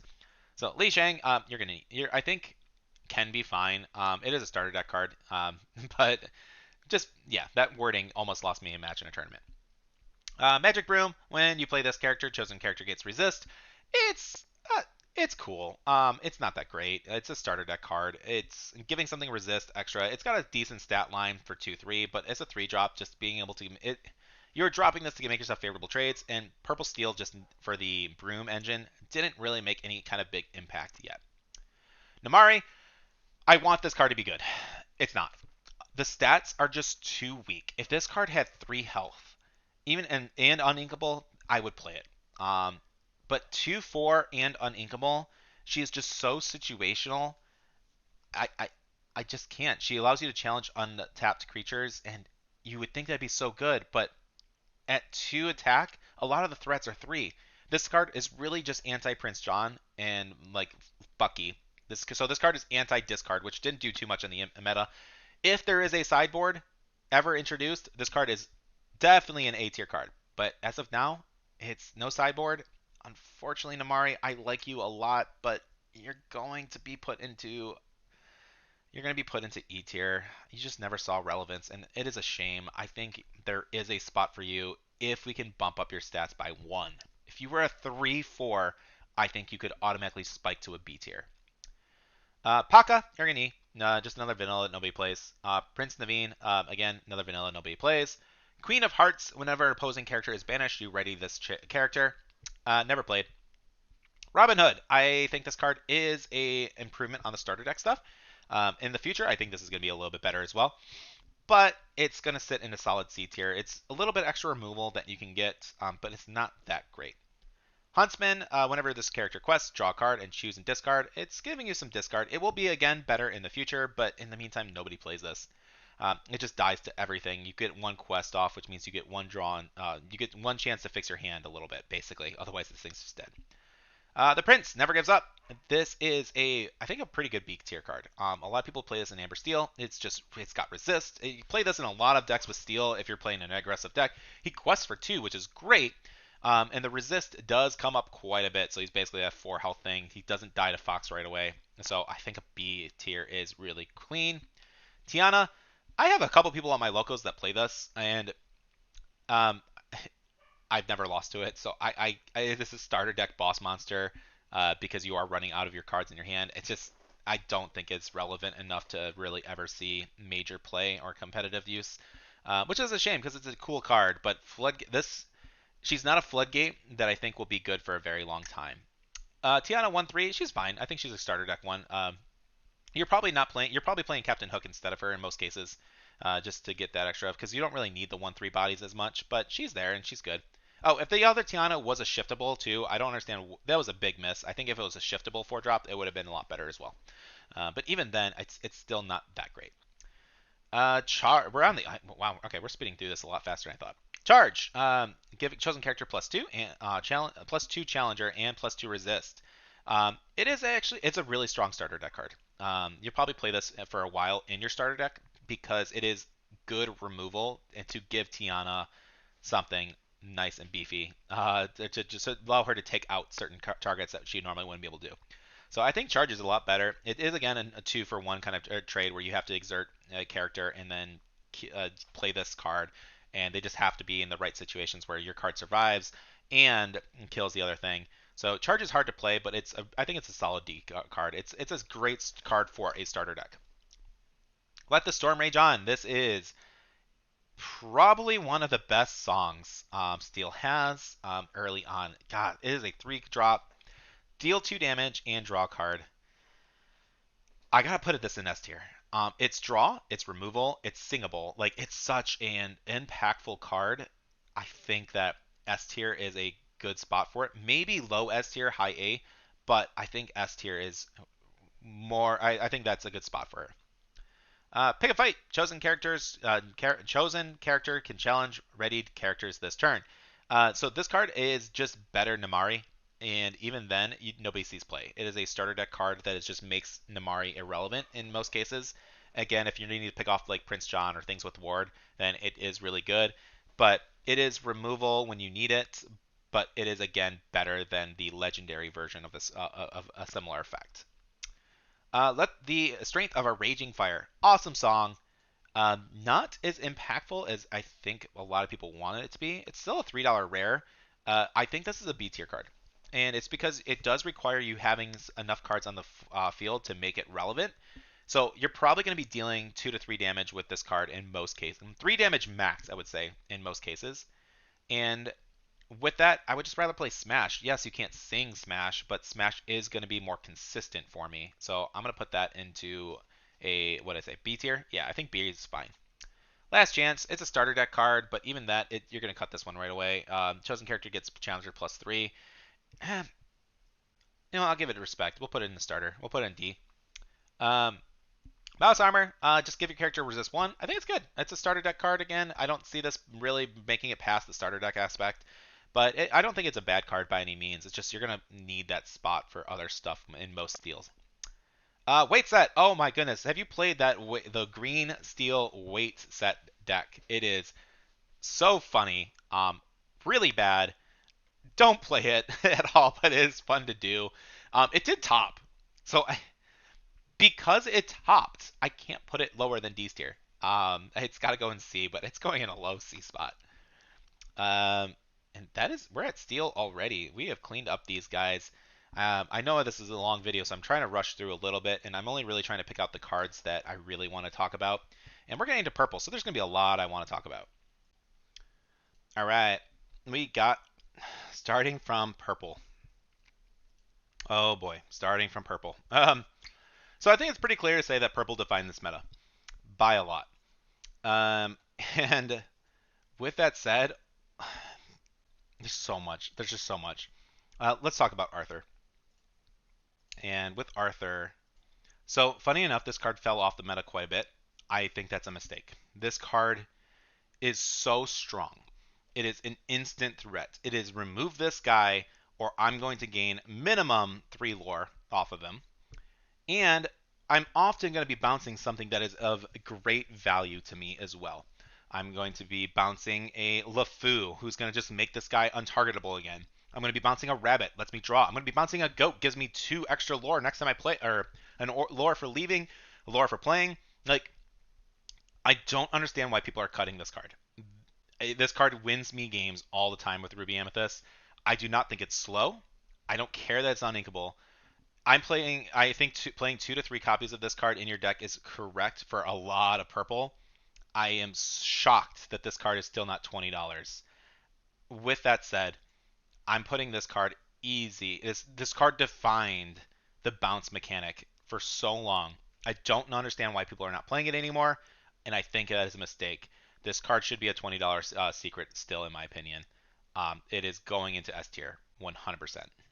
It wins me. It wins me my matches at locals all the time. I don't go to regional tournaments. I don't go to big 1Ks. I don't go to anything like that. But if I did, I would still be playing Arthur, and I think I would be beating people that wouldn't. And I'm a little cocky about that, but I'm confident.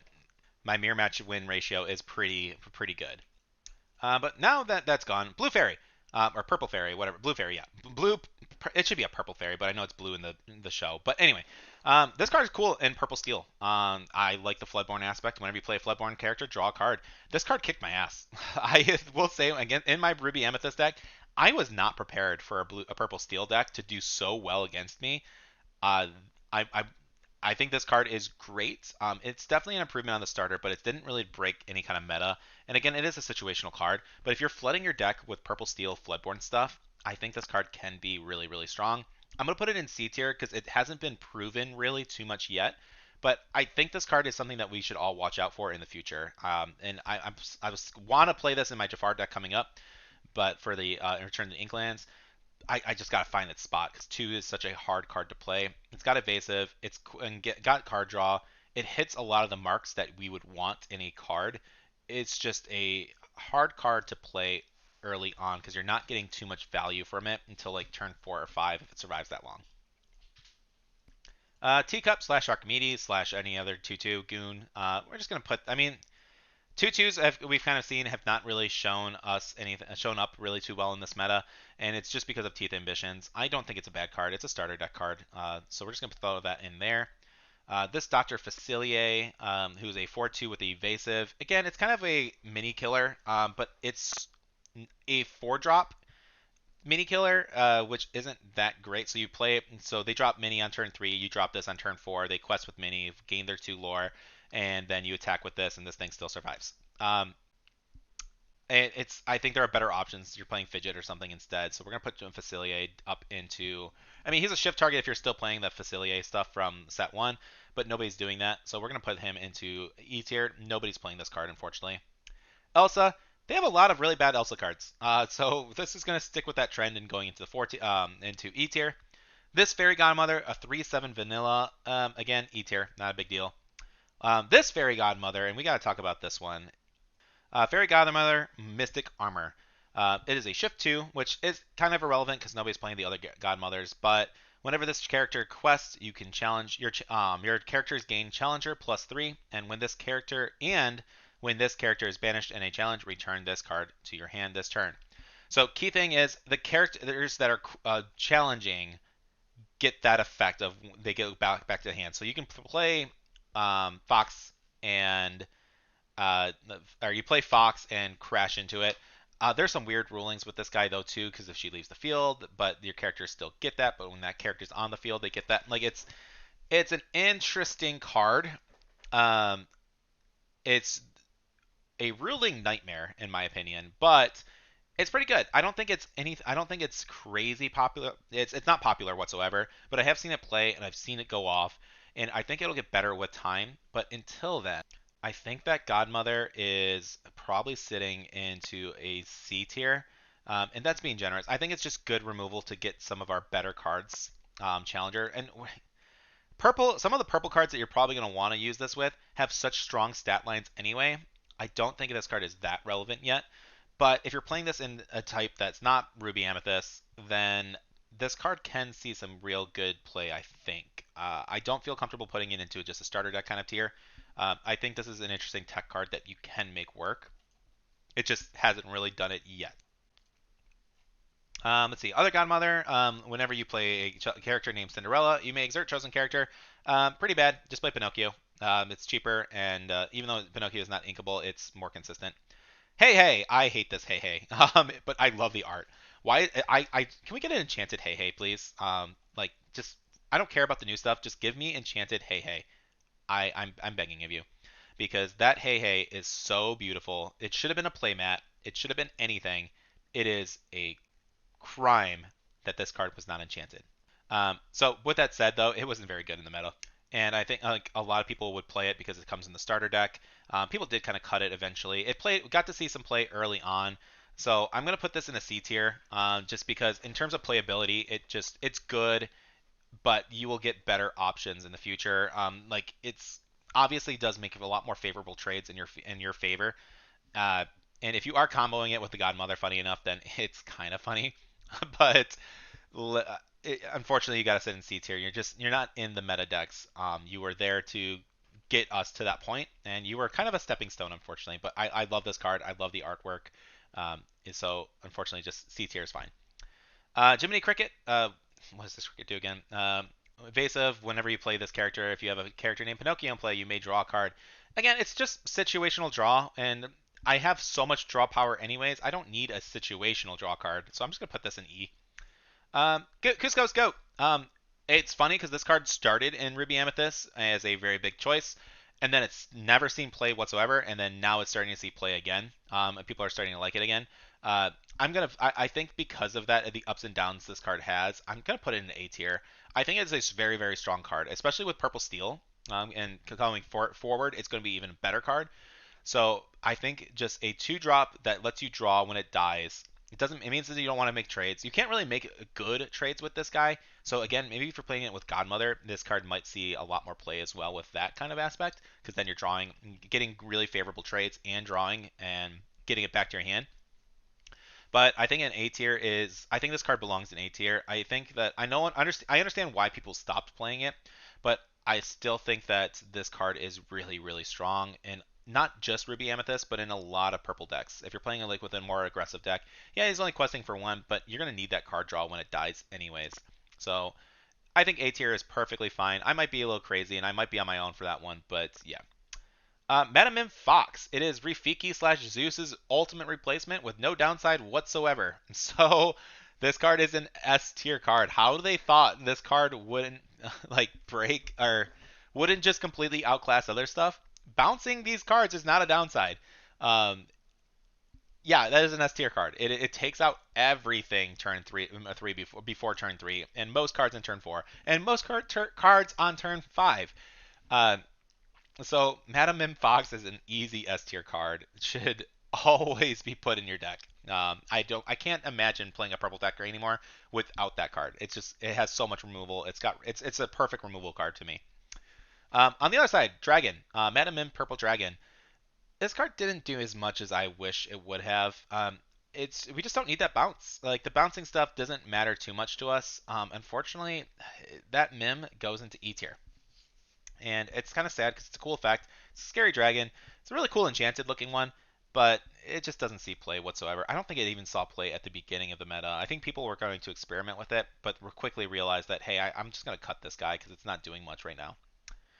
With that said, this other Madam Min, rival of Merlin, shift 3, play a character with cost 4 or less, they gain rush. This is a interesting card. At the end of the turn, they just get banished. So you're summoning something from for 4 in your hand for free. But if they are like one of the other Mana Mim cards, I'm pretty sure you have to still bounce something in order to get it off, and then they die right away. It is kind of like your emergency button. Um, I think this is a starter deck card. I don't see it really. It never really made a big impact in the meta, but I think it's definitely a good card for beginners or starter deck players to have. So that way they can have a little bit extra removal options, and especially with purple, if you are playing something with purple that doesn't have clean removal, then you're just going to need to be able to rush out your characters as your removal tools. Metamim Snake, not quite as impactful as Fox, but still a very good A tier card. It is probably one of your best two drops, so you play Minnie Mouse or literally any 1/3 body, quest with it, and then bounce it, and then now you have a 3/3 body you upgraded. And this is going to clean out in most two drops that your opponent's going to play, anyways. Just really, really solid card. It's not quite S tier like the Fox because it doesn't have the rush, but it's, I think, a for sure A tier card. Crab, I'm going to put him in B tier because he is a tech card. I'm playing the Crab Pascal combo, as I kind of described earlier, and it is good. I think this card does allow me to make a lot more favorable trades with like my Minnie Mouses and Olafs and other things, but it is ultimately a tech card. It is a really good tech card. I did not think this card was going to be as good. I saw one of the top 8 lists that played it, and I was like, wow, that is a lot better than I thought, and I fully understand why we're playing it. So he's just an interesting. He's just a good solid B card. Goat and Rabbit, those are obvious S tiers. I don't think anybody can like they literally define this meta. Fight me in the comments if you really don't think that these cards are S tiers because I think you're wrong. So we don't have to go into a discussion about them. With that said, Merlin, the shapeshifter, choose whenever one of your characters is returned from hand to play. This character gains +1 lore. Um, Even in the starter deck, I think this card's bad. You're not bouncing consistently enough for that gain to be that lore gain to really matter, and it being a 4 cost character just isn't that great. Um, yeah, we'll keep him in a solid E tier, unfortunately. With that said, Squirrel is the same thing. It just never really made a big impact on the meta. It is a starter deck card, but it's not even it's a starter deck card that you will cut right away. There's just better stuff to be playing on turn 2 instead of just being able to scry your deck. With that said, it possibly change because I know we're going to start seeing a lot more deck manipulation stuff. So I think Squirrel can come out a little bit better in the future. But as of now, and for Rise of the Floodborn, it was definitely an ET card that everyone was cutting. Peter Pan Shadow, interesting card. I think it's again another nice tech card that I see in a lot of decks. I understand why a lot of people are playing it. I personally am not a fan because I just don't like the fact that this is uninkable and I have so many uninkables already. I do think it belongs in B tier, and giving your characters evasive to rush your rush characters evasive to clean out some bigger threats. This card is necessary in a lot to fight against some random rogue decks that are playing that evasive engine because some you just Ruby Amethyst can't deal with evasive cards that well, and Shadow is the only real option you kind of have to do that. At least until you get your removal options online turns 6 and 7, but at that point it might be too late. So Shadow, I think you're a good B tier card.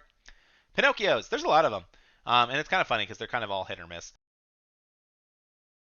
I don't know why my headphones keep dying because they're completely charged. So Pinocchio, 1 drop 3. I hate this card with a passion. I hate aggro.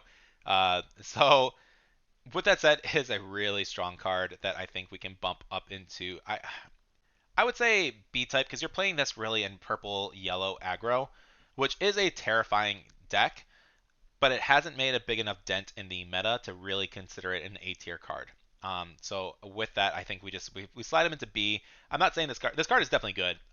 It's not impactful enough to go higher than that.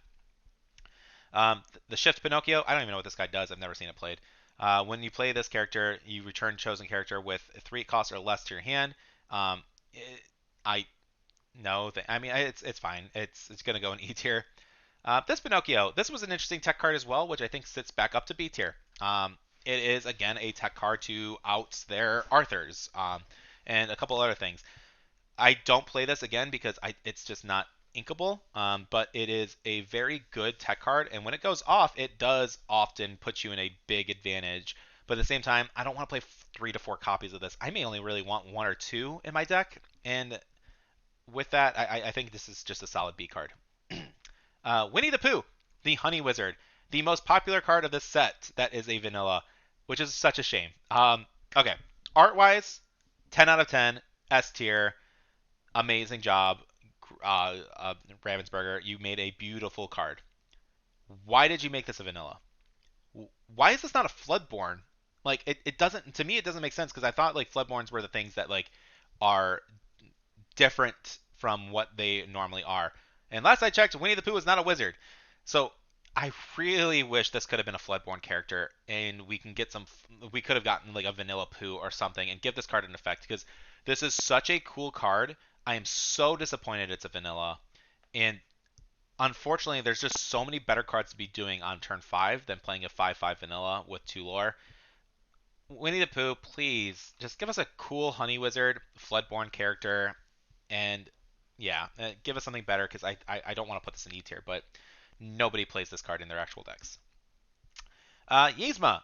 This is another card that people slept on early on, including myself, and then skyrocketed and kind of defined the meta. So I think that this card is a S tier card, and I did not expect to put it here, but being able to shuffle in your rabbits or your random one drops to get two extra draw when is so strong. And in the niche cases that you just need to remove something, giving your opponent those two cards is sometimes worth it because you could have lost the game otherwise. I have won games because I have given my opponent I needed that removal that card was not tapped and I had no other way to get rid of it. I play Yzma, shuffle it in, give them the two draw.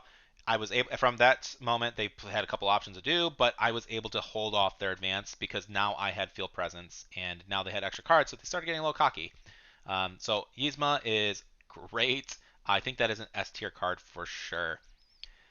With that said, other Yzma, the vanilla one, 3/4, she's got a really strong stat line. I think she's a starter deck card, but most people aren't playing her. I don't think that people will ever really play her in a purple amethyst. There's just so many better cards to be playing in 3, but I think it's fine in a starter deck. We are at Gruesome and Grim.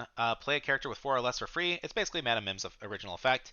Uh, it's uninkable. I just gonna put it in E tier. I'm stuck. Chosen exerted character can't ready. I've seen this in starter decks. It's not good whatsoever. You're cutting that right away. Legend of the Stone. Give a chosen challenger character challenger +3. Again, this is a starter deck card to give you a little bit extra removal, but that's all it will ever really be.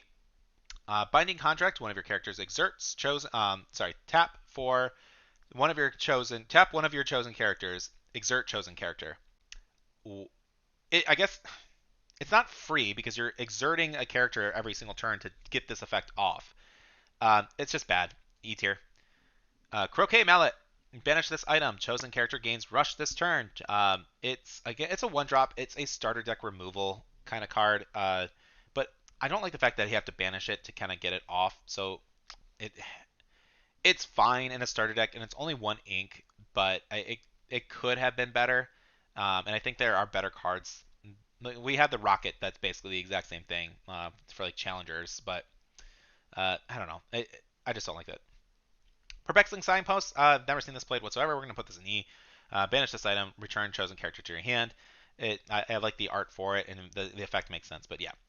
Spellbook. Okay, let's talk about Spellbook a little bit. So gain one lore at the cost of one lore. This is not a card you put down early game. I will often mulligan this back into my out of my hand and hope to draw a little bit later to help finish and clean up the games. This card hitting the field puts your opponent on a timer and puts so much pressure.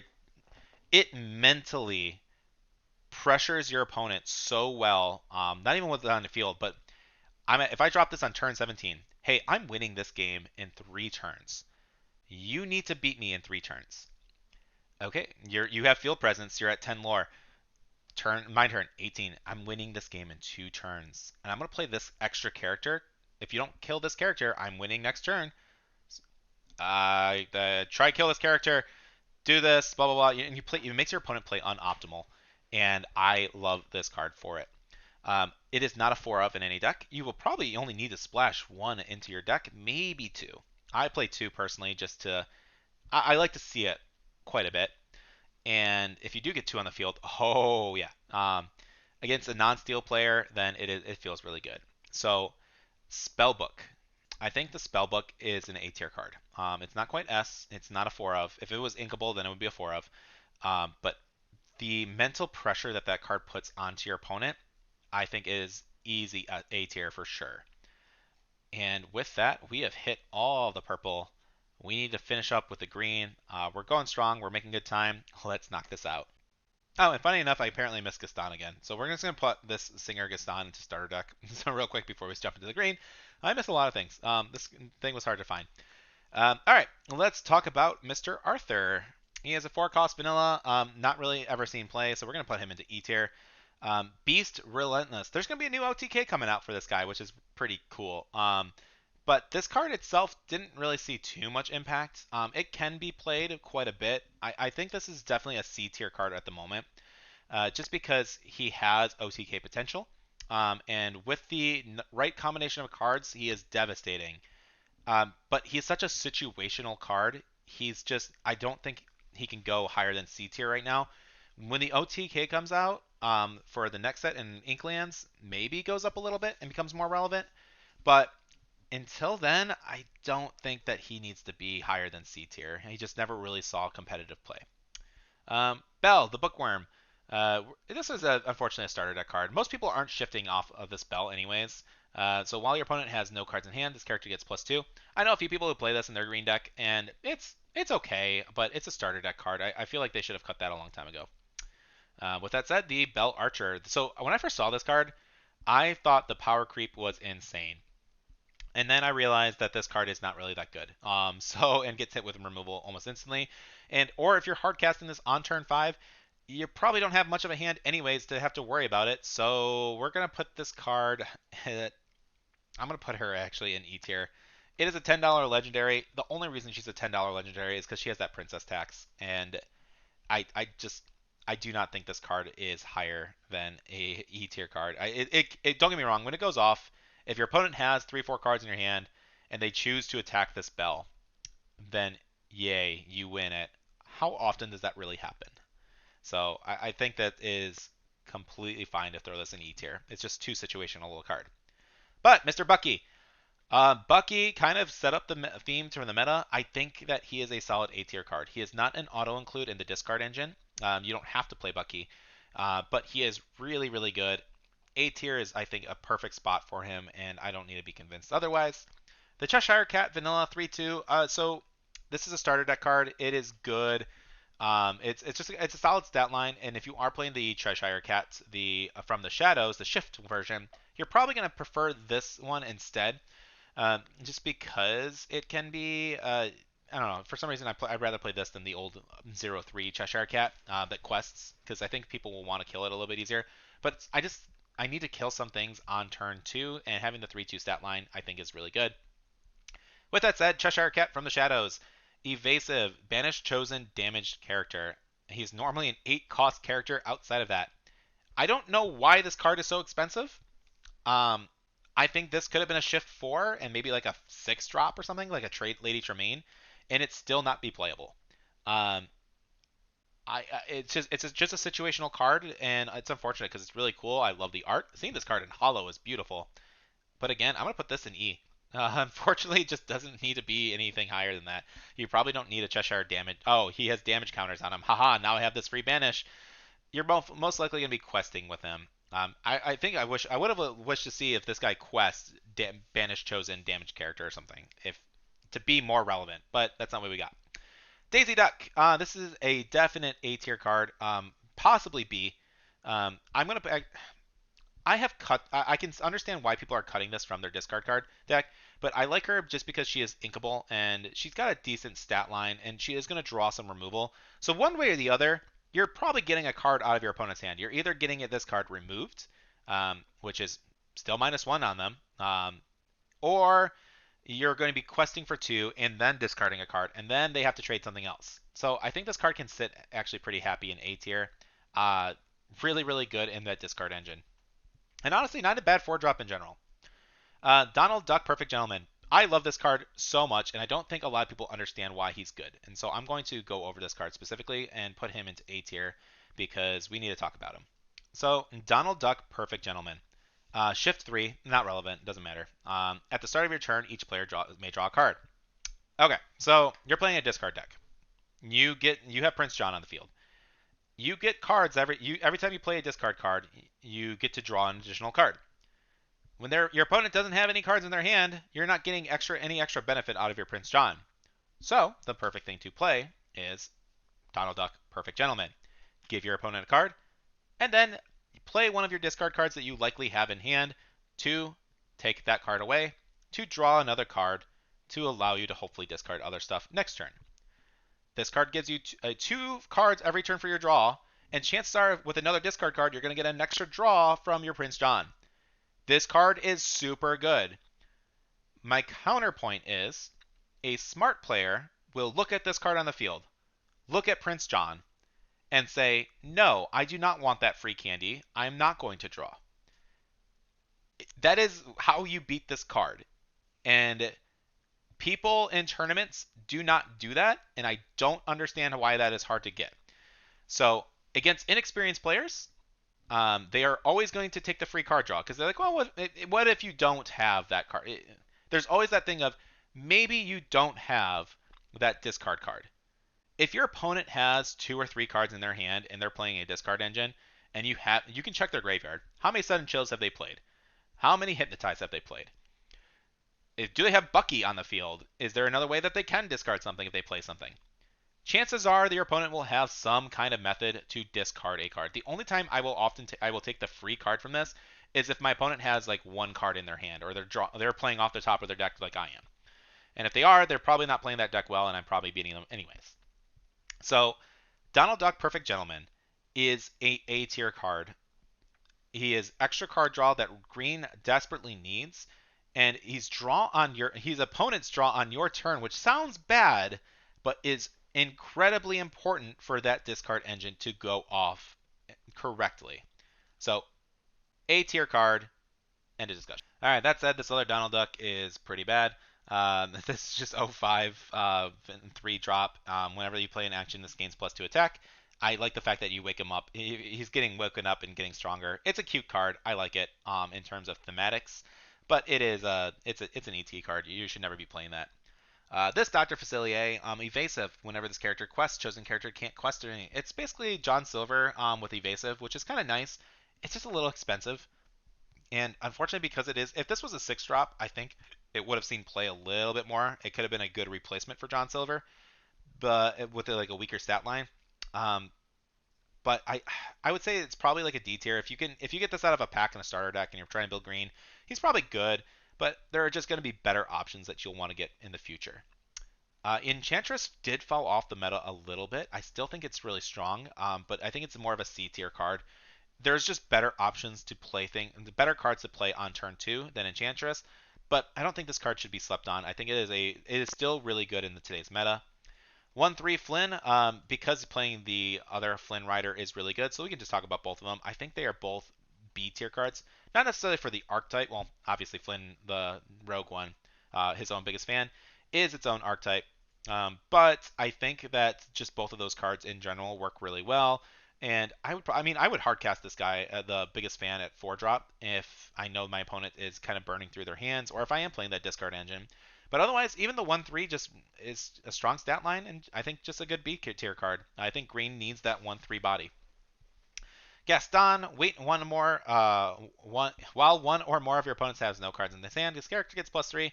Again, not really that necessary. You're probably not playing this on turn 2 and emptying your opponent's hand very often. And even if it's late game, a 4-3 doesn't actually do much if it didn't have rush. So it's unnecessary, and you're not going to play it. Little John, just big vanilla guy. He's an E tier. Lucifer, super good in the discarding engine, and even honestly in just as a tech card in anything. I think that he is a solid B tier card. You can splash him into any green deck, and it'd still be a viable card. He quests for 2. He gets rid of at least one card in your opponent's hand, and I think it's just solid B. Okay, so these guys, Pain and Panic. The tempo plays with and Pete. So all 3 of these cards fit together as an archetype, and especially if you have Alice on the field. So there is a really cool green-blue deck that you guys should check out, and that's with Pete, Bad Guy, and Alice.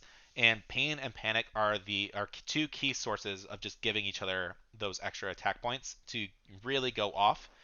Unfortunately, it's not consistent, but it is really good. And so I'm going to put all three, Pete, Panic, and Pain, all into Mr. Was it D tier or B tier because they are their own deck engine, and it is really good when it goes off. It's just not crazy consistent. Nope, go up. I gotta climb up here. So I'm gonna throw them in B tier, which is probably generous, just because I really like the deck. It's probably a C tier thing, but because it builds a deck around it, and it is, I wouldn't say competitive in a meta stance, but it's something you can play at locals at league night and stuff, and have some fun and win a couple games. With that said, Prince John is the S tier of the green deck. Um, he's got ward, he's got card draw. He builds an entire deck around him. He is super, super good. Probably the only green S tier card currently available. Uh, he is the only reason that green decks are even viable right now, and so we're gonna put him in S tier where he kind of belongs. I think when he goes off, and you have an entire deck that is competitive to the meta because of him. So he was a very impactful card this past meta. Even though green didn't, the discard engine didn't destroy anything in terms of like how many tops it got. It kept players on its toes. It was fun to play for the player playing it, not against anybody. It's just unfortunately Ruby Amethyst was just too strong against it. But against that deck against any other deck types, I usually won pretty well. Other Queen of Hearts. This one is whenever you play this character, deal one damage to a chosen damage character. Pretty bad. I'm just gonna put that in E tier. It's a 2-drop that has to have damage on the field already, and just not really worth it. Red again, 4-1 evasive. Again, that stat line is completely backwards. Evasives are really only dangerous because they can quest. If your evasive cards can die to literally anything, then they're not that great. So we're gonna put him into. There's just better cards to be playing for 4. If I'm playing the evasive engine, playing Pongo is better as a 2/3 because green red works really well as a good evasive engine. But I'm not playing that rat again. There's no point.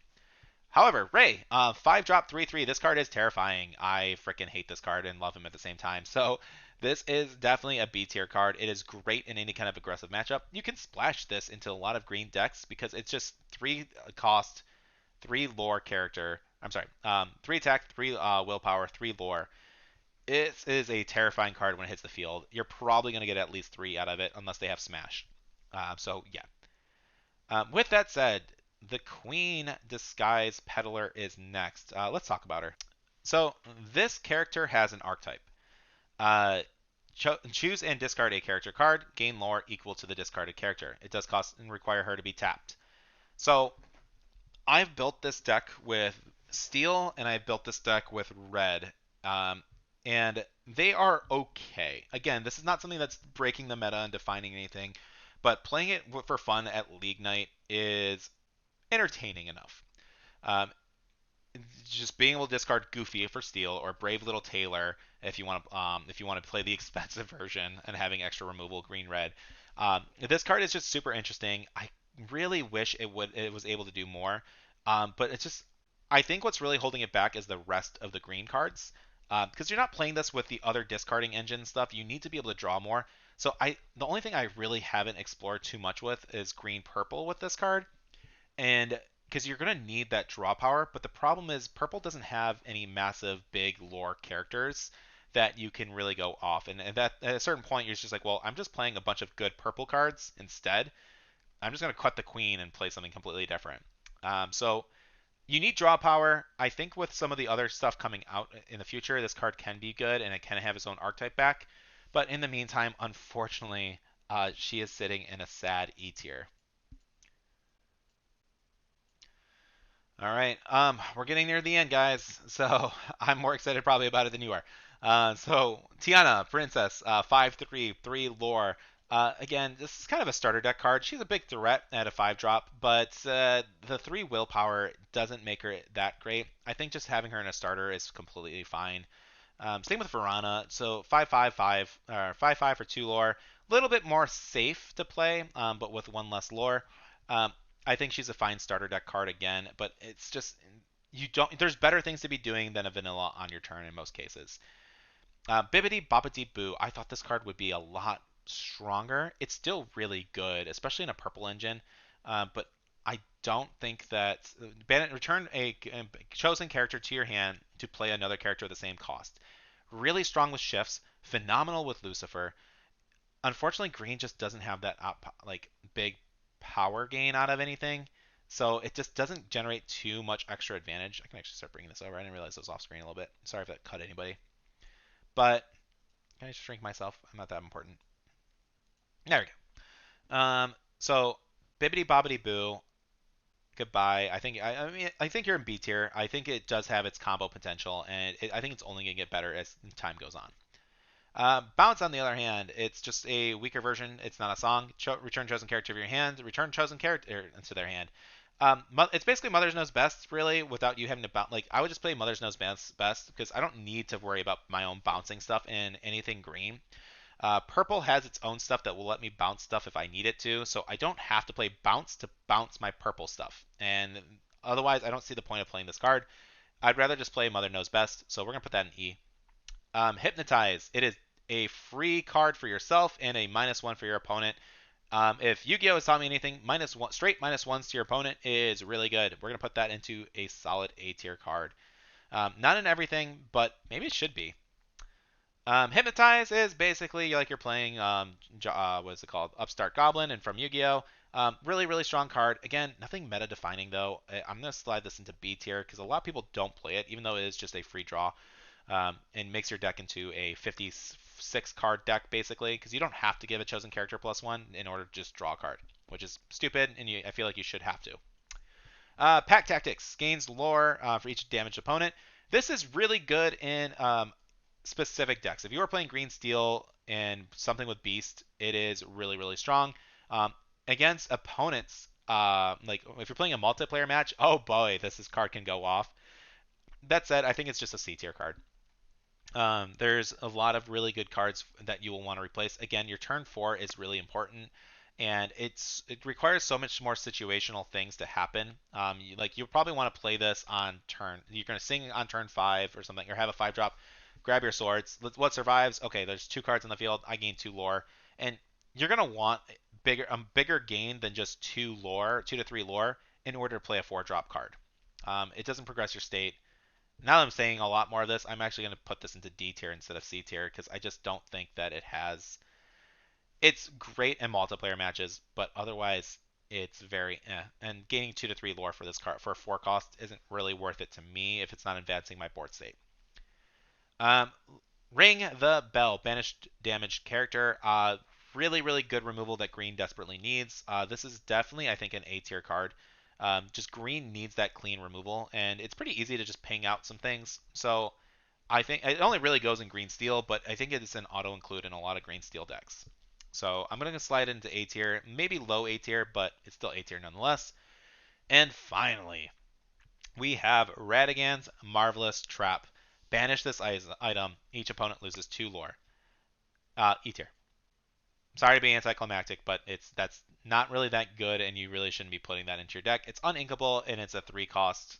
There's just better things to be doing on turn 3 than costing your opponent 2 lore. Whew, holy crap, guys, that was a lot. These videos are tiresome. Thank you all for watching. Hopefully this video was informative to you. Hopefully it was at least entertaining. This is every Disney Lorcana set 2 card ranked for Rise of the Floodborns. All this is in the hindsight of how it impacted the meta. Do you agree with my rulings? Do you disagree? Which one surprised you the most? Which one is pretty much, yeah, that's an auto include. So let me know in the comments what cards that you would have put in S tier that I didn't, or what cards that you would have put in F tier that I put higher in. I'm really curious to see what you guys think. I would love to hear any kind of feedback. So thank you all for watching. Please like, subscribe, do all the YouTube stuff. My name is Prunk, and I will catch you all next time.